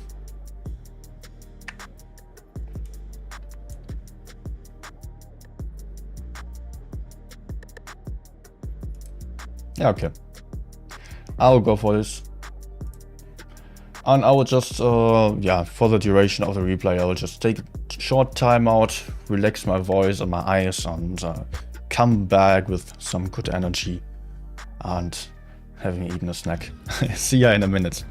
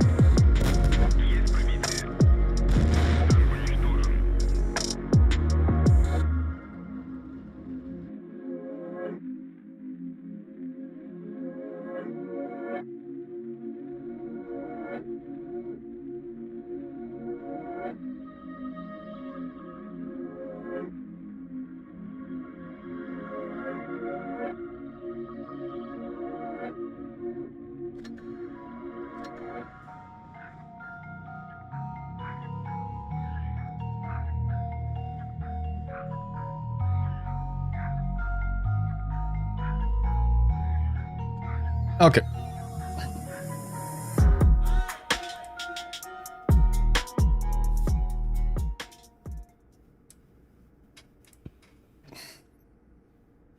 Good.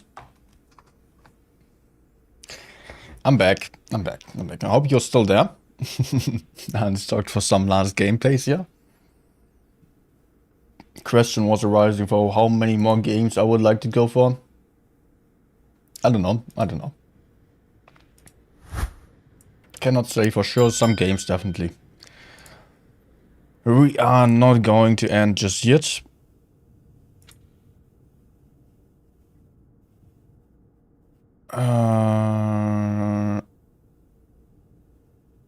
Okay, I'm not going to answer to that right now. We'll answer to that later. Hopefully I don't forget.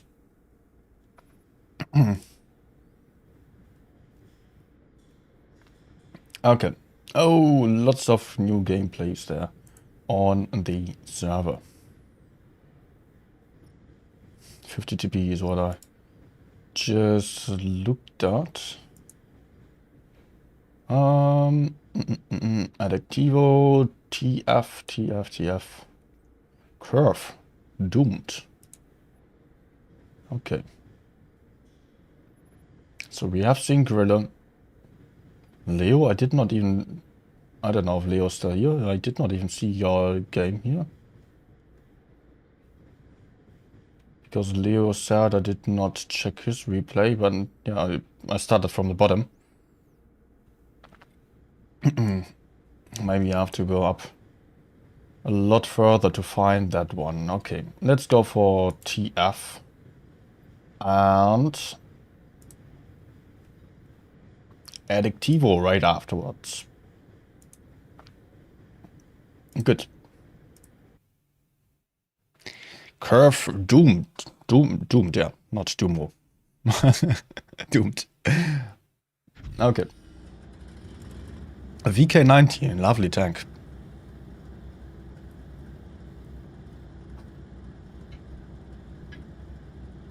So, not Neighbor Frontier. What is the map's name? New Bay, and encounter map, encounter game. How do you play this game?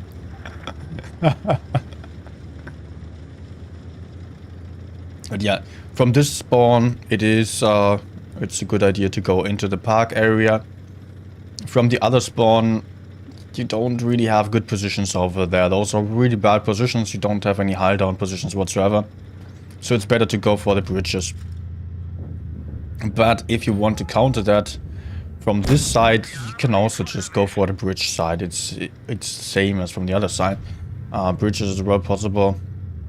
But yeah, park is just a really nice position. If the enemies, or does offer really nice positions, if the enemies do make mistakes like those enemies here, then you have an awesome time farming them. If they are on the bridges, it might get a little bit trickier, but you can still just turn back. There's some high down positions over here. You can stay in the park and preempt them, but make sure to not give up over the map control. In tournaments, we are seeing that quite often. Like, if the enemies are just taking the bridge area and just moving all around the map, then you're really trapped here in this park area. So you have somehow have to make sure that this is not going to happen to you. Okay, so far only farming. He just put out a lot of shots, and I cannot criticize his aiming here. Was aiming in, maybe he struggled with the gun depression a little bit at the start, but now he's just doing a good job of being hull down. Maybe you should have shot the projector here. He's ramming him. Driving through him even. Okay. Nice job, projector. Just placed like... He didn't even place one shot, he just ran full YOLO ramming him. Did not manage to hit him once. Okay. I was slightly worried about him just not going for side scrape, but reversing. You can't do that to just out-trade the enemy, but I don't know if you would not need the hit points later on. He does know there is someone in the cap. It is a 183, So it would maybe be the better option to not push those guys in front of him from the right side, but rather from the left side, to ignore that guy in the cap. Oh, he now does know that there is the 183. But yeah, he stays safe like this. He could possibly just push them from the left side and ignore the 183. That wouldn't maybe be better than trying to stay here like this. Like this, he can just be passive and wait for the enemies to do the mistake, while he could possibly just be way more aggressive on the left. And he would not risk getting shot from behind by the FV if the FV is moving forward. He can easily shoot him there. And yeah, that would hurt, definitely. It's not that easy to keep an eye on your front and your back simultaneously. Oh, that was close. Maybe also because there were some lags involved on the replay. Oh, but it was definitely a close shot.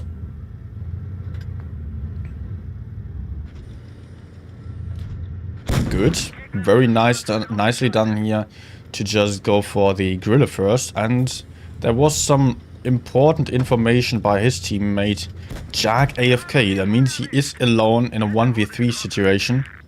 Jack is a one-shot, therefore cannot really support him with his hit points that much. Oh no, it's not a 1v3 anymore, but okay. Has to avoid the FV somehow. I also just noticed that he is actually playing without calibrated shells, not calibrated shells, reticle calibration. Although that is something that makes this tank pretty great.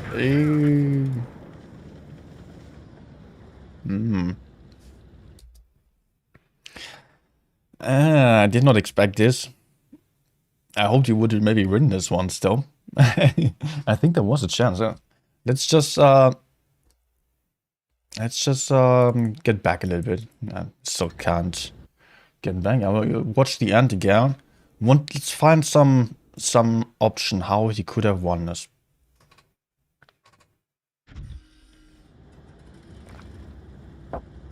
Some alternative ending. Yeah, first of all, he was really wasting a lot of time by just pre-aiming the enemies while the FV could just be ignored. Let's zoom out here. Like, now the enemies are not there anymore, but we could see earlier that the enemies were... They had 3 tanks over here. Chief Titan was a 2-shot. M60 was at 1100 hit points. I don't know. Gorilla was a 1-shot. They were all trapped here. FV183 was over... No, he was over there. So he was having crossfire. And our friend with his VK was standing around here, pre-aiming them, trying to get in shots like this. But he could not peek out. He had to be very, very passive there and... yeah, stay there. Could not really move out of this. Or he could not move forward at least. Meanwhile... If he was not careful about it, the FV could just move to the side maybe and just shoot his side like this, and it would have hurt definitely and would have cost him the game as well. So what I would have preferred to do, that as he knew that there was someone in the cap, just move over to the left side. Maybe some teammate would have stayed like this and would have pre-aimed those enemies. But if he, with his hit points, he could definitely afford to go a bit more aggressive. He could have just gone for a side scrape on this corner here, and he could have just pressured those enemies. He could have tried to just shoot them a lot of times like this. He was just needing a lot of time for each shot because he really had to wait for the enemies to do the mistake instead of applying the pressure. And that would have helped a lot and would have saved him a lot of seconds, a lot of DPM as well, if he was maybe able to kill the gorilla and shoot the M60 or shoot the chieftain even before they were moving out of this and then running away to the 183. And like this, yeah, he could have maybe had some better position or situation in the end. Okay, the M60 actually had even more hit points than I remembered. But like right now, let's check again the position that he is in. There is the 183 coming from his right side. 183 is over there. M60 is over there. So what is happening here? If he is moving like this, then the M60 can cover behind the Jag, which happened here, and the FV will be in his back. That's not really what you want. You want, if you are in a 1v2 situation, you either want to isolate one tank or the other, or you want to retreat into a position where you can face both of them and have both of those tanks to your front, so you are likely to still bounce them and yeah, just can't shoot any of them. So what he could have done here was to just move back, maybe. I mean, he could just go reverse like this, side scrape here a little bit, shoot the M60, maybe even shoot the FV. He could have maybe stayed here, maybe he could have also retreated like this and just kept shooting while retreating. Or, I don't know, if pushing the M60 was really an option here in the end. Let's check this out. Why is the camera that weird? The moment that he pushes in, the M60 is actually 2 shots. So in theory, this would work out. So what he needs to do right now, FV is coming from behind, M60 is still in his front. That means there's only one option for him now. I mean, no, there's still 2 options actually. There's still 2 options. Like one option, what I would actually prefer, I think. I'm not sure. Like first option, pushing this M60, just chasing him from behind, shooting him once, getting into face hug, like face to ass basically, getting behind the M60 and pushing him out, trying to cover behind the dead Jag there and killing the M60 meanwhile. It would have been one option, but there is a big risk to it. I was already thinking about this while watching it. There's a big risk to getting behind the M60, and that is the M60 not running away, but rather just blocking the way. If the M60 stayed like this and did not run, then he could not chase him and cover behind the Jag, but he would be trapped here, would be blocked by the M60, could not kill him that easily, and even if he did kill him, he could not cover behind the Jag and would then have the FV coming from behind and killing him. Option number 2 would, like, remember, FV is over there. Option number 2 would be moving like this, shooting the M60 once and getting behind this hill. Like this, he would still have both of the enemies right in front of him. He would be in cover behind this hill. M60 would probably play a safe game, but then he would be able to 1v1 the FV183. And the FV183 is horrible in hull down positions like on this hill. So maybe he could have just still managed to kill the M60 if he was not being careful enough, and he would have had the time to 1v1 the FV. Maybe the FV would have tried to move over this hill and he could just block him while the FV was moving up, and then yeah, just make sure that the FV was not getting over this hill, not getting his gun down whatsoever. And like in close combat, if he was able to face hug the FV was unlikely to penetrate him. M60 still had to be killed somehow. At this point, he still had 1,100 hit points. I think this would have actually been the best option, to just run around this hill, shoot the M60 once. Maybe that would have been really awesome if he was able to. And then 1v1 the FV183. Hopefully getting the M60 still, and he would have a chance of winning this. And just think of it, the FV was still at like 1,000 hit points, the M60 was still at 700 hit points. This could have been a win. This could have been a 10k game. Almost, at least. Alright. But yeah, that's a lot of options and possibilities that you're of course not always aware of. When you are in that kind of situation, you're under pressure, you're under adrenaline, blood pressure is high, heart beating, and you can't think of every possibility. And yeah, take the right decisions. Okay, let's quickly stop here. He is in a Addictivo on this game, is on a he's not in 3v2, but he does have 3 mediums against 2 mediums. He can now from the setup already, so that leaves him 2 options. in my opinion. Option number one, going for the medium side and trying to play it aggressively. I would probably, with a fast tank, get into this bush so I could crossfire, shoot also this bush. You can also go for this position and try to find some shots on enemies crossing over there, then shoot out this bush first. But yeah, you can be quite aggressive if you are in 3v2. You have to, because otherwise your allies, the heavy tanks in this case, will have a tank disadvantage on the other side. So you would have to be aggressive on the medium side.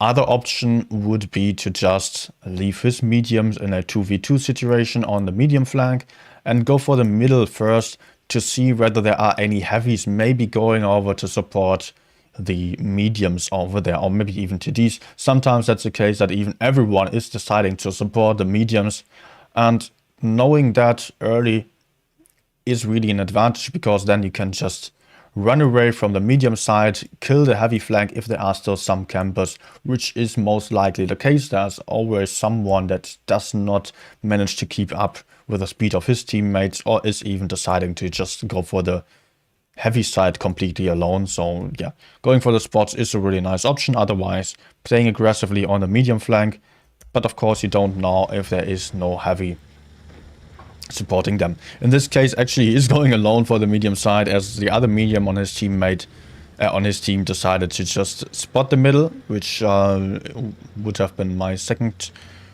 choice that I mentioned here. The other medium was AFK for quite long. Like this, you can have some nice first shots into the 60 TP as well. Enemy medium still not spotted. He's not really trying to spot them, but still he wouldn't know if he would get rushed. Not too soon, probably. I don't know.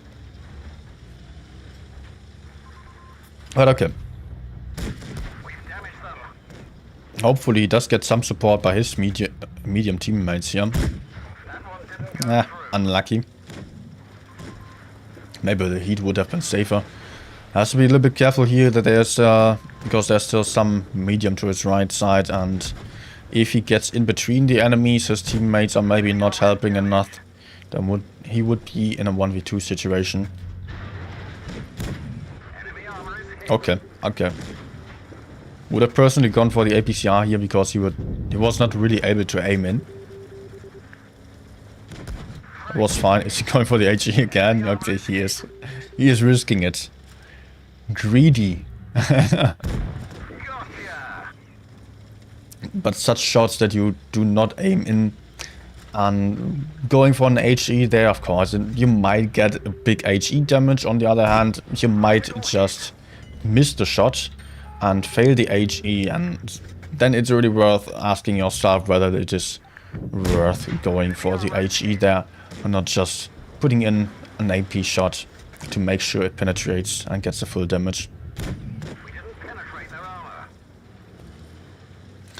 Alright, he lost half of his hit points so far, but the medium side is cleared. Yet his teammates also did their best of losing this game by just rushing the heavy side, although they were at a tank disadvantage. Always count the number of tanks you're facing at the start. That's just so important. Count the number of mediums on each team. It's very easy to see 2 mediums against 3. That already tells you that there is a medium advantage on one side or the other, and tells you that you have to either support the mediums or be careful on the heavy side, be more aggressive on the heavy side. Alone the number of mediums already tells you so much about how the game is going to play out. Of course, you can also count the amount of heavy tanks on the field. You can count the TDs. If there are a lot of TDs, it's going to be a passive game, but usually number of mediums is the most deciding factor for how the game is going to play out. Also, like, super heavies, E100 or other German heavies are unlikely to go for the medium flank. And that's also some information that you could make use of. But usually that is yeah, secondary. Reading the whole tank setup before each game is something that I'm personally too lazy for. But it works. It works. It may give you some additional information. Here we are back to risky HE shots. Okay. Well played. I think the last part of the game was just farming, so there was not much to comment on. Well played though. Okay. Ah, Leo put it in the wrong channel. Okay, let's go for Leo's replay here.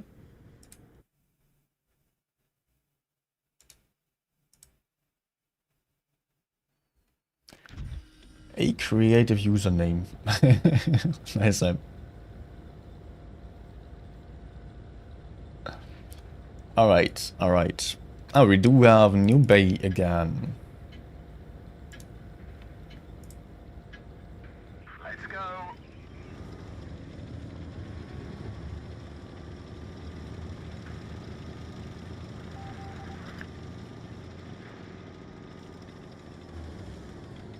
What's going on there?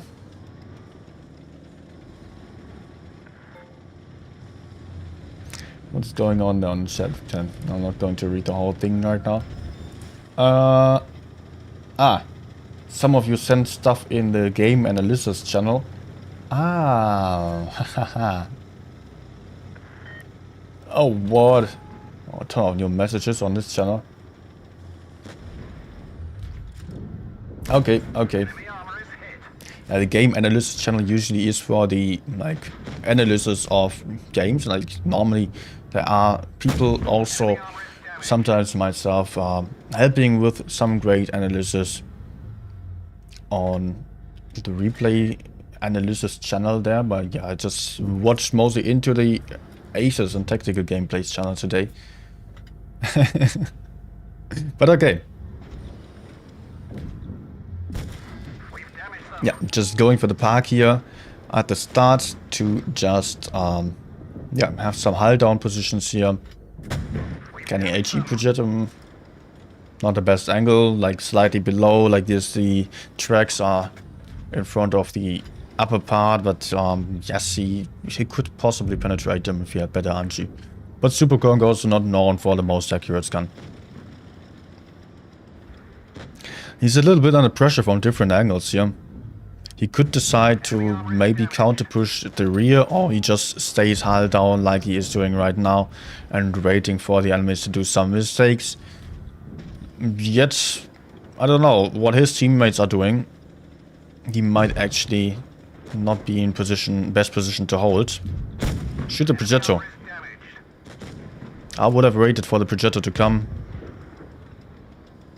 and try to HE projectile then. Come on, shoot the projectile. Would be way more important than the Super Kong because of the mobility. Projectile has the whole clip and the mobility, so he can't just come from behind and be very annoying to face then. Also, would be annoying to have the projectile against you in the later stages of the game with a slow tank. Although the Super Kong, yeah, it is a slow tank. It's not the fastest, not the slowest, but yeah. It certainly cannot keep up with a medium. Good, he managed to clear him out. Clear one gun.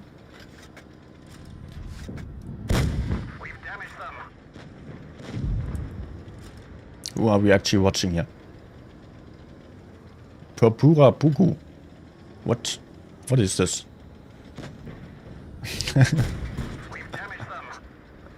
Is this Leo's replay? I think so. Face tagging. Oh, it does not work. Okay, okay. But yeah, actually, the upper plate of the S-Kong is not too well armored. It is like, it does have quite a strong armor, but it is not insane. And high penetration tanks can usually penetrate you, but mostly they cannot because they only have heat on the premium ammunition, and it is space armor on the front of the Super Conqueror. 4 one-shots against him. Okay, very nice. Papua Pugu. What is that name, Leo? I think he can just hull down, kill the FE. Also nice. It is risky, of course, so he has to be careful. Good that he's not just risking stuff that would not necessarily work out. Saying this, he is reversing with his back first. And peeking into the FE. Okay, GG. Well, to be honest, this was a farming game. There were not a lot of decisions involved here, just shooting whatever was coming to his front here. Leo, did you rename? Was this not a Leo replay? I think so. I think it was. No, yeah, it was. It was, okay.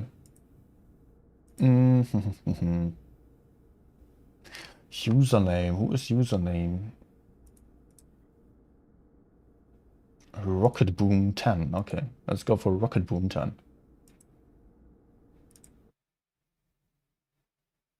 But I do notice that I'm getting a little bit tired, so we will only see a couple more replays, like, yeah, let's say like 3-4 replays. And I will quit then. I will quit then. I think that's been enough. I don't know how long we've been streaming today. Creative username is username. Okay.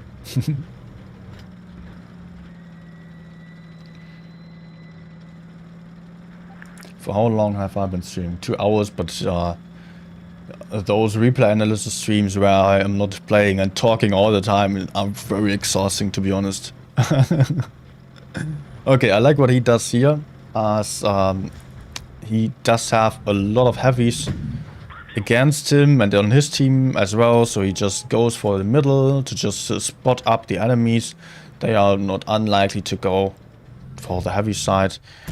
There are some people that are insisting on going for the medium side and just spamming in the chat, go medium side, but no, you can just adjust to what your teammates are doing. You do not have to go for the medium side, although it is mostly the better option. You can just do it like he is doing right now. Spot the middle, spot for the heavies, and then decide what to do. Maybe push the heavies away, maybe counter the mediums if they are getting into the back. We now know that there is the Badget in front of him. The other medium is already behind him, as we can see on the minimap. He could decide to just leave the Badget in place and help with the medium, but there are actually 3 tanks that are taking care of the medium, so it's not really necessary. On 268 also there. Maybe now he should turn, yeah. Can help with this guy. Could even HE him. And then probably it would be best to just kill 268. Maybe kill the Badget afterwards. Or even before that. And he can just be free to farm a lot of heavies afterwards. Okay, so far you can still afford to be quite passive, but I would decide, to be honest, and rather try to push one or the other, because that way you are a lot safer and you can then just control the fight.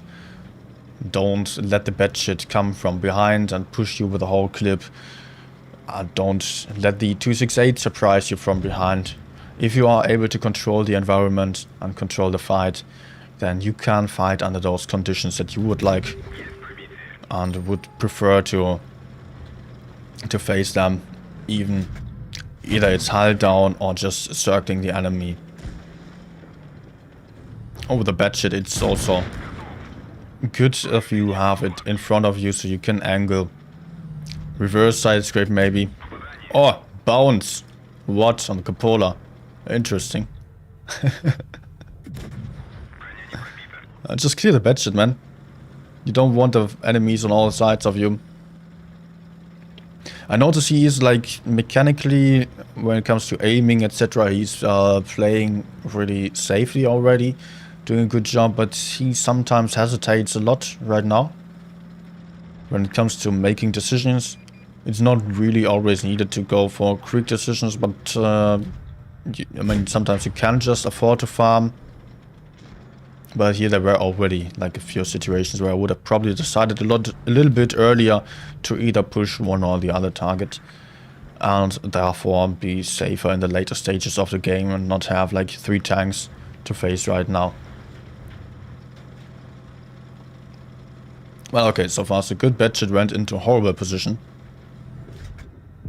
You can just clear him with an IG. Interesting, he now does have 2 tanks left against him. I think he, yeah, Batchet was cleared after his teammate, so he was in a 1v3 situation. About to get a Kolobanov maybe. Emil just wasting his DPM, which is horrible anyways.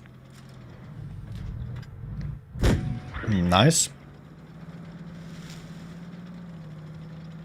And he has to... Ooh, risky. He has to gain some distance here to isolate those enemies here. Don't do this. I don't know. Oh, 60p is reloaded by now. Emil is also coming for him from the side, so maybe it would make sense to just move away here. Kill the Emil now, because Emil is an easy penetration with heat into the turret.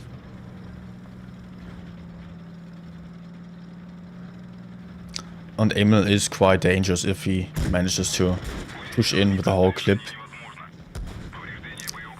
Yeah, he hesitated again, a little bit too long.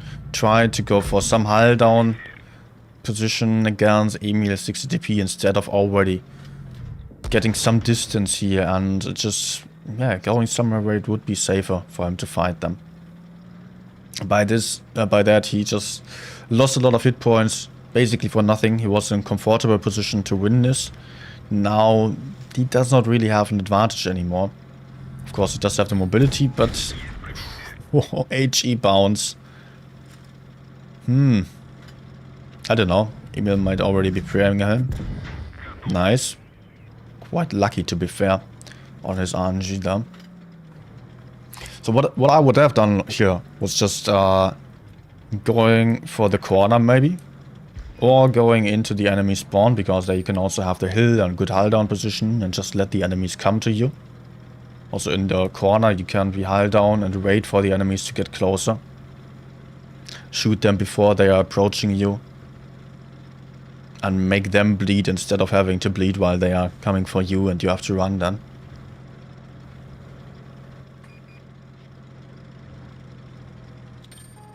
Is he going to win this?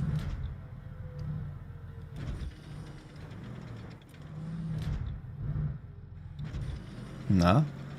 I think he's playing on PC, by the way, because otherwise he's playing without auto aim on touch. I mean, some people are doing this. I am as well nowadays. Okay, risky. I don't know what the 60 TP did not stick to the HE.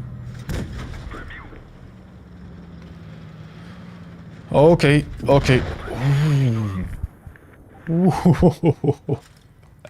And then he shoots a turret. Okay. Maybe hull would have been a safer penetration.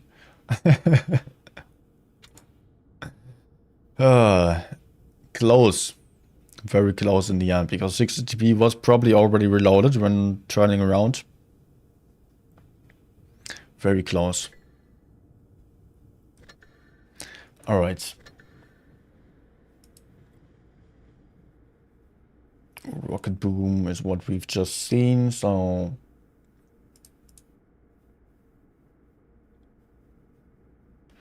what else do we have here?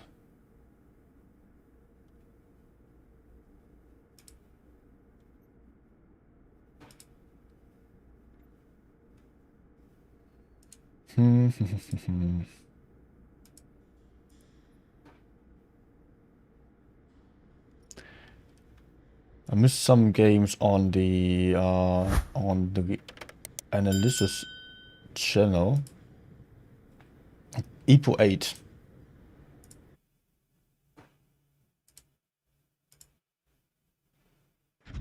Let's get to your game.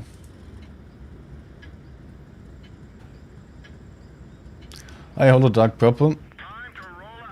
And Likuk and Yippee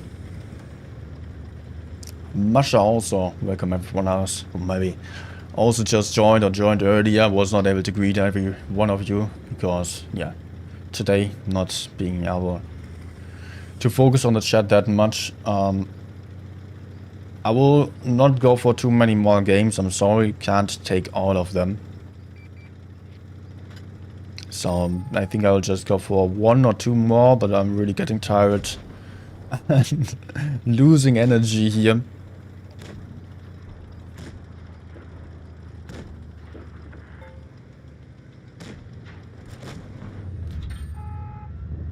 And yeah, we still have a lot of replays that are already sent in on the server, so I don't think there is need for any more replays right now. I'm probably not going to take them anymore.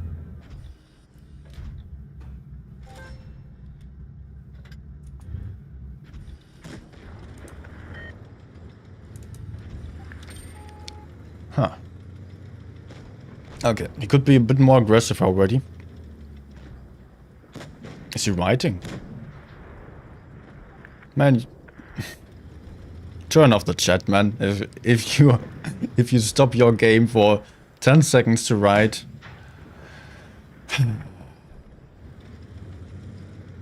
Okay, that already cost your teammates like 1,000 damage while you were not doing anything.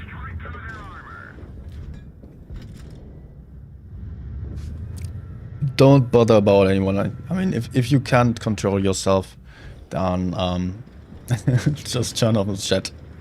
Really.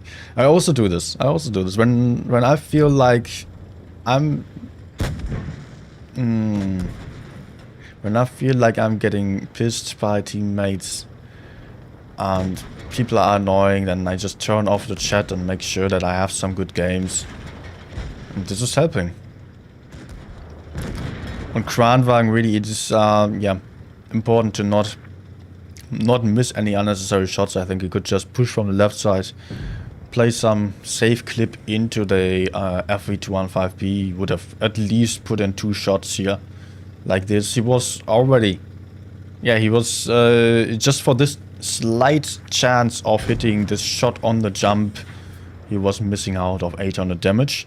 He was missing out of another 800 damage for writing already, and now he's still writing, and he's only writing for, I don't know, he's only wasting time, taking unnecessary shots, not being focused on the game, and he could have done so much more if he was not writing here, really.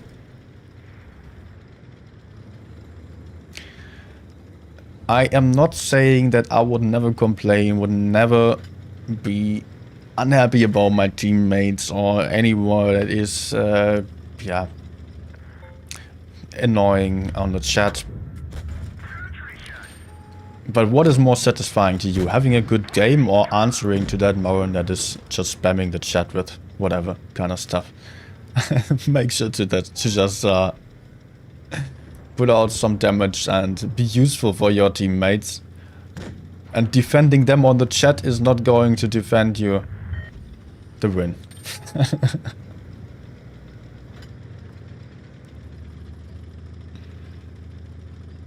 It's not much happening on this game. Why are we watching this actually? I mean, we don't have to watch someone just stand around and write all the time and do 3k damage. That is not that interesting, to be honest. But okay, you can now put in a clip. Not really. Kran, really important to hit your shots. If you have such a bad DPM, then you will regret every single one of the misses. Points are getting to be close. Okay, okay. Went for a weird snapshot there.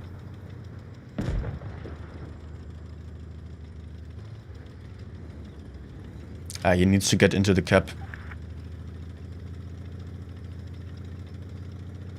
He really needs to get into the base because the Patton can just run away. 930, 40 points.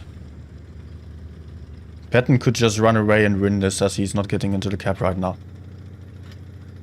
would be super important. Okay, Patton is not running. And he loses on points. Man, the points were even. Enemies had 2 caps and would have really been an easy win by just standing in the cap and letting the Patton come. Okay. Let's see if we can have some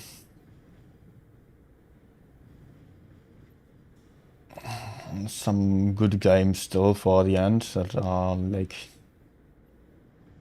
a little bit closer.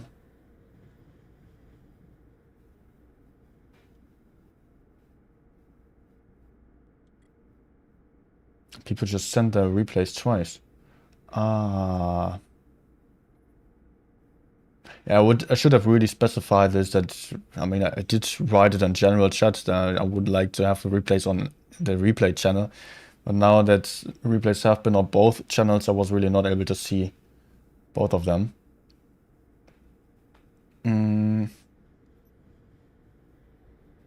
60 TP game by Adamantium. Let's go for this one.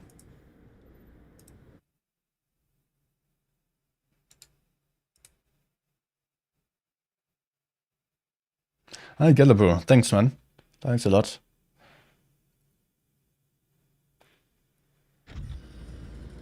Yeah, Adam, going for your 60 TP now. I think I will also... Actually, I'm really getting tired right now. I'm losing energy. So let's make this the last one. I'm sorry if I was not able to also take your replay into the stream here. Maybe next time. But we are already getting a lot of replays for the stream. So, first of all, thanks everyone for sending on those replays. By the way, great first shot here. Thanks everyone for sending in these replays. Without your replays, this would not be possible in the first place.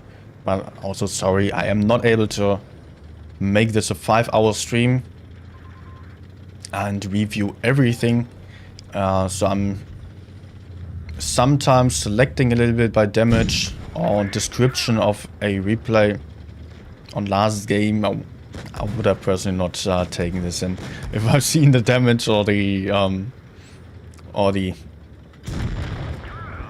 knew what was going on there, because it was not like that player was really trying to win and failing doing so, but rather just not playing and writing, texting on the chat instead of playing. That's not really that. Yeah, what can I analyze there? If you would have fought on this game and were fighting from the start on, you would have won, definitely. It was super close and it was definitely winnable. So yeah, what can I say there? There is not much more to analyze on this one. The moves in general were good, but why write instead of fight?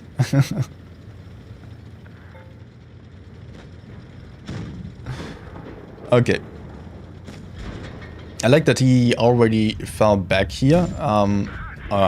That was unlucky. He is aware that his teammates are about to kill that guy on the B cap, so he can just make sure that he goes hull down here and holds up the enemies that are already pushing from behind. He was trying to put in some shots through the middle, but he retreated already. Let's quickly pause here. Like, I was not focused on the game so much. He was able to put in some shots from the middle area into the enemy's rear.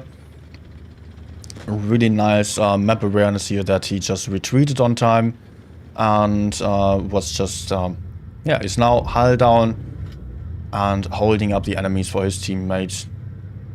Yeah, let's go for E3. Not the cleanest shot. The track wheel would have been a penetration with damage, I guess. Maybe gun block? No.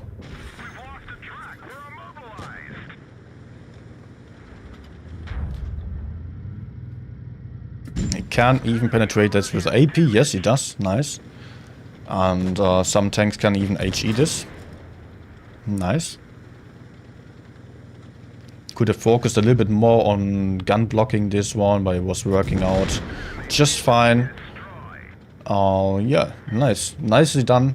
He was a one-shot potentially to the E3, yet managed to survive this encounter here. He does have 850 points on the clock, cannot afford to stay and cannot afford to just sit back here because there is the WT right behind him. He is a one-shot for the WT. Although it is of course risky to push the WZ, his best chance is getting into face hug like he is doing right now. And then block the WZ and hopefully he's not getting shot from behind. Nice. Nice, nice, nice. Just on time for the WT not to kill him here. 935 points. WT has to rush him, has to try to rush him at all costs. And he's working out, great. Yeah, Adam, Adam sent me some replays earlier for analysis. And I really noticed he was not paying a lot of attention to his aiming. On this game I could see there was some good improvement. And those shots were really, like, whenever he had the time, he was really aiming in. And just not wasting too much time. This was a really nice game. But yeah, I think we will end here, really. Although I would personally, I would really like to just analyze him more and watch all your replays right now. I still feel in the mood of doing so, but I'm just losing energy. My eyes are starting to hurt. My voice is cracking, and I'm starting to cry over this. That's it, guys. That's it. Before my eyes are closing on their own, I will end here. I, Simon,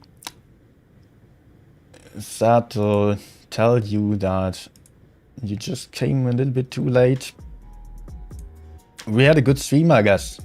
We had a good stream. It was a lot of fun to analyze all those games. There were many great games, and even those not so great games, they also tell us something about the game and teach us what not to do. And even if it is chatting a lot, it can already cost you games. And it was really not about the gameplay. When there were other games where it was about decisions. We've had an 8K game that could have been 10K.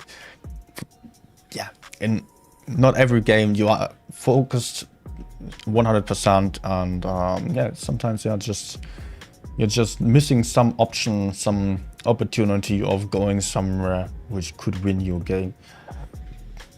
But yeah, I hope all of you either enjoyed or learned something from this stream. I personally did enjoy this one. If you also did so, please leave that little thumb up to support the channel and see my streams on your homepage again. Maybe make other people see the stream as well. Also, if you're still new, consider subscribing to stay tuned for more. Also join the Discord server, of course.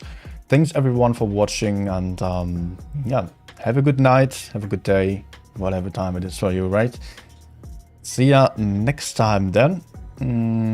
Tomorrow is the update. Will I quickly stop here and to you know what, I'm not going to quit right now. Give me a minute. I will quickly tell you what is new on the update. Although I think there is nothing too great, like nothing really changing. Nothing that it would be changing everything. Let's just have a quick look at this. Yeah. Can I zoom in? System update and the functions of the mouse are not working. Let's zoom in so you can really see it also if you're watching on tablet or whatever. Alright, okay. So T54E1, yeah, 7mm more penetration on the stock gun. Vickers CR also gets stock gun buff. Good, but yeah, nothing game changing. Centurion gets a lot more DPM actually on the stock gun. That's probably the same gun as on the Vickers CR. a lot more DPM there, but it's only the stock gun. Pershing gets an interesting buff. It was a bit left out. It is not a bad tank, but it was really left out as heavies and OP tanks just destroyed tier 8 basically. There were like so many new tanks, OP premium tanks, and all those heavies got so strong on tier 8. Mediums really need that extra something. Also, they have such inaccurate guns on tier 8 that, yeah, it's hard to play mediums then. But good to see that it is actually getting a solid DPM buff here on the main gun, not the stock gun. T69, not mentionable. Penetration buff. T26 gets a better gun. That is the heavium. Should be, I think they should buff its speed. Chrysler getting decent addition to the penetration on premium tanks. T32 also getting more penetration. I remember it had really bad penetration before that. The T54A2 OP premium tank getting better traverse speed. Okay. This tank, I don't like it, but it's still winning a lot of games. Also getting better traverse, but just a little bit. T28 Defender getting a more accurate gun. Yeah, okay. What else do we have? T54 lightweight, slight buff, just a little bit, nothing much changing here. STG getting better dispersion. It's also good to see.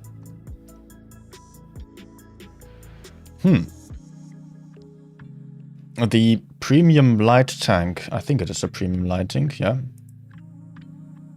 Not the tech tree one. Did not feel that strong, to be honest. And getting better dispersion, more hit points also. Good. More accuracy on the KV4 as well. Object 25TU also getting better gun. Let's buff OP tanks. IS5 getting better gun. Yeah, well deserved. This gun is horrible. ISU getting a few more hit points. That's good to see, because right now there are so many clippers on tier 8 also, on tier 10 also, but there's so many more clippers, and they are having like 310 average damage per shot. So email 1 even 320, they can clip a whole ISU, like with slight high rolls, 1010 hit points. And if the average damage is 320, then that is a 960 on average. So with high rolls, they could just clear the ISU in one clip. Also, big reason why I did not play a lot of TDs recently, as clippers can just delete them in no time. SU getting nerfed for whatever reason. It was really not the best tank. I don't know why they do this.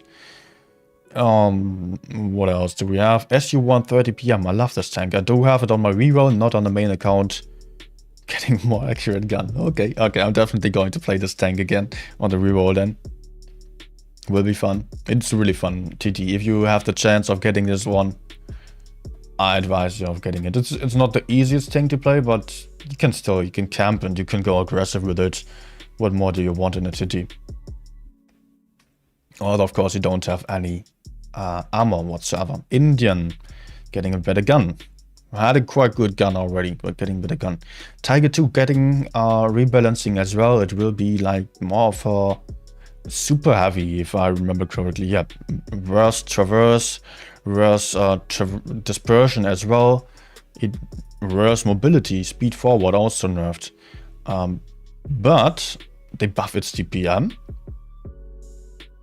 Okay, and the hit points. I thought they would just not touch the DPM and just make it more of a super heavy, like a mouse that can not really move around the map that much, or more like VK90 it is actually. So you do have a good armor in front, but you cannot chase mediums that much anymore. But then if you are in position, you will have good DPM and good gun. VK also getting slightly better gun. Jack Panther 2. Oh, it gets nerfed. Well, what is this nerf? 5.77 to 5.76. Why are they doing this? Look at those numbers, 2,652 to 2,651. What are they thinking there? But better aim time, I like to see that. Burst speed, 1 millimeter less penetration on the FE301 as well. Centurion also really deserves this buff here. A little bit faster, a little bit more DPM. Yeah, it just gets... he just got to be useless because of other tanks. Carnarvon, look at this DPM difference here. 400. Ooh. But also worst dispersion. But it will fit better into the line. Also, I'm really happy to see the Chief tank get buffed. I played this tank a lot back then when I did not have a lot of other tanks. And this was one of my first premium tanks actually. But since the Action X got into the game, there was no point of playing Chieftain anymore, because Chieftain just had horrible DPM in comparison to that. Now it will have a good DPM. And what else do we have? AT getting nerfed. Charioteer getting buffed again. Quite a decent buff also. 5. What is this? Degrees per second. Yeah, I think it is degrees per second. Traverse speed. Decent buff there. That is like 1/6. That is 15%. Better traverse speed. Yeah, that's a lot. That's definitely a lot. That is also a lot of difference there. But yeah, you don't snipe in the AT-15 anyways. Hori also getting buffed. It was already good, but okay. Also the hit points things here about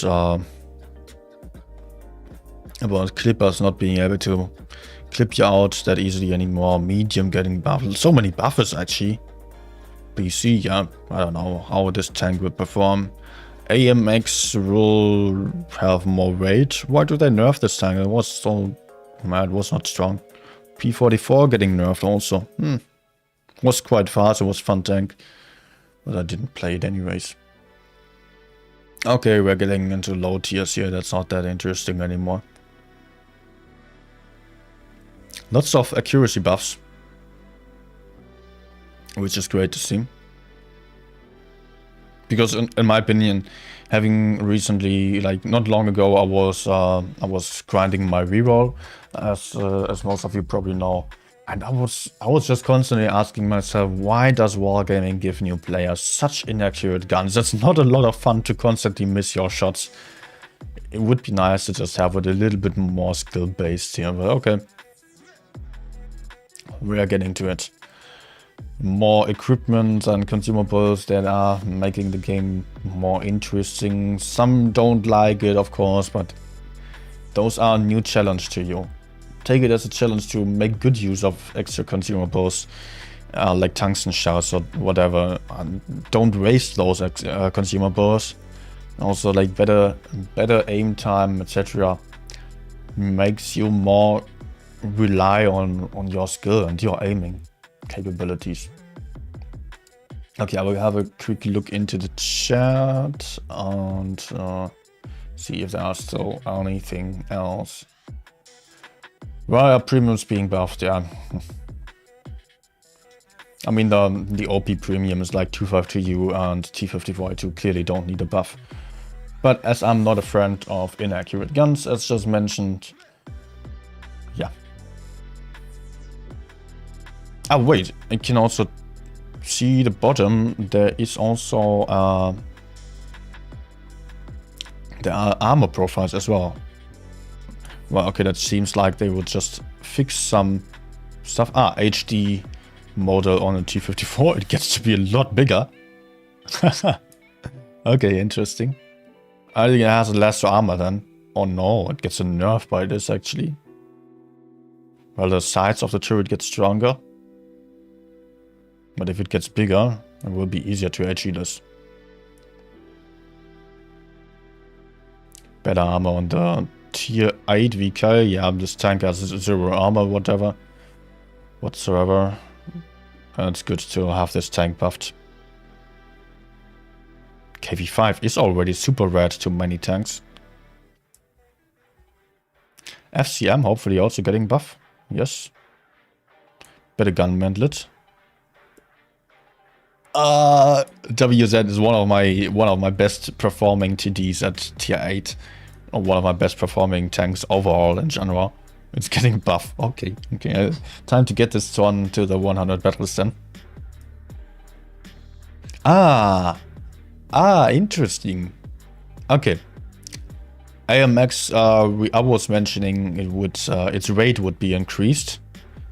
It gets a strong turret. Look at this change in there. From nothing to everything. Like, it is only one bouncy part. That's, yeah, kind of similar to the Sumua then. Although the Sumua has a stronger hull. And the red part on the AMX here is the part that is the most easy to penetrate on the Sumua. Which will be a bit confusing to some players, but okay. P44 also got nerfed on the mobility, but will have more armor. Currently it is absolute paper. TVP also getting a buff on the armor. Okay, that's tier 6, and tier 1 will be interesting. Let's get HD model. People are asking why Wargaming is giving tier 1 tanks HD or PBR models.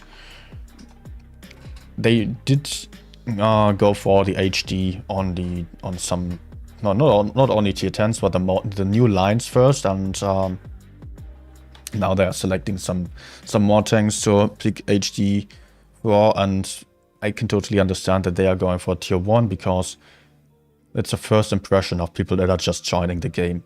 And the tutorial tanks that are already HD, so it makes sense to just have some low tier tanks also in HD, so new players join the game and see, oh, awesome graphics, and then they get to tier 3 or 2 and notice that the graphics are not that great after all. But yeah, for many lines already we do have the HD models, and we will get more of that. Alright. Okay. Thanks for watching. And I already said goodbye. I can only say it again. See you in the next days then. Thanks for watching again. See ya.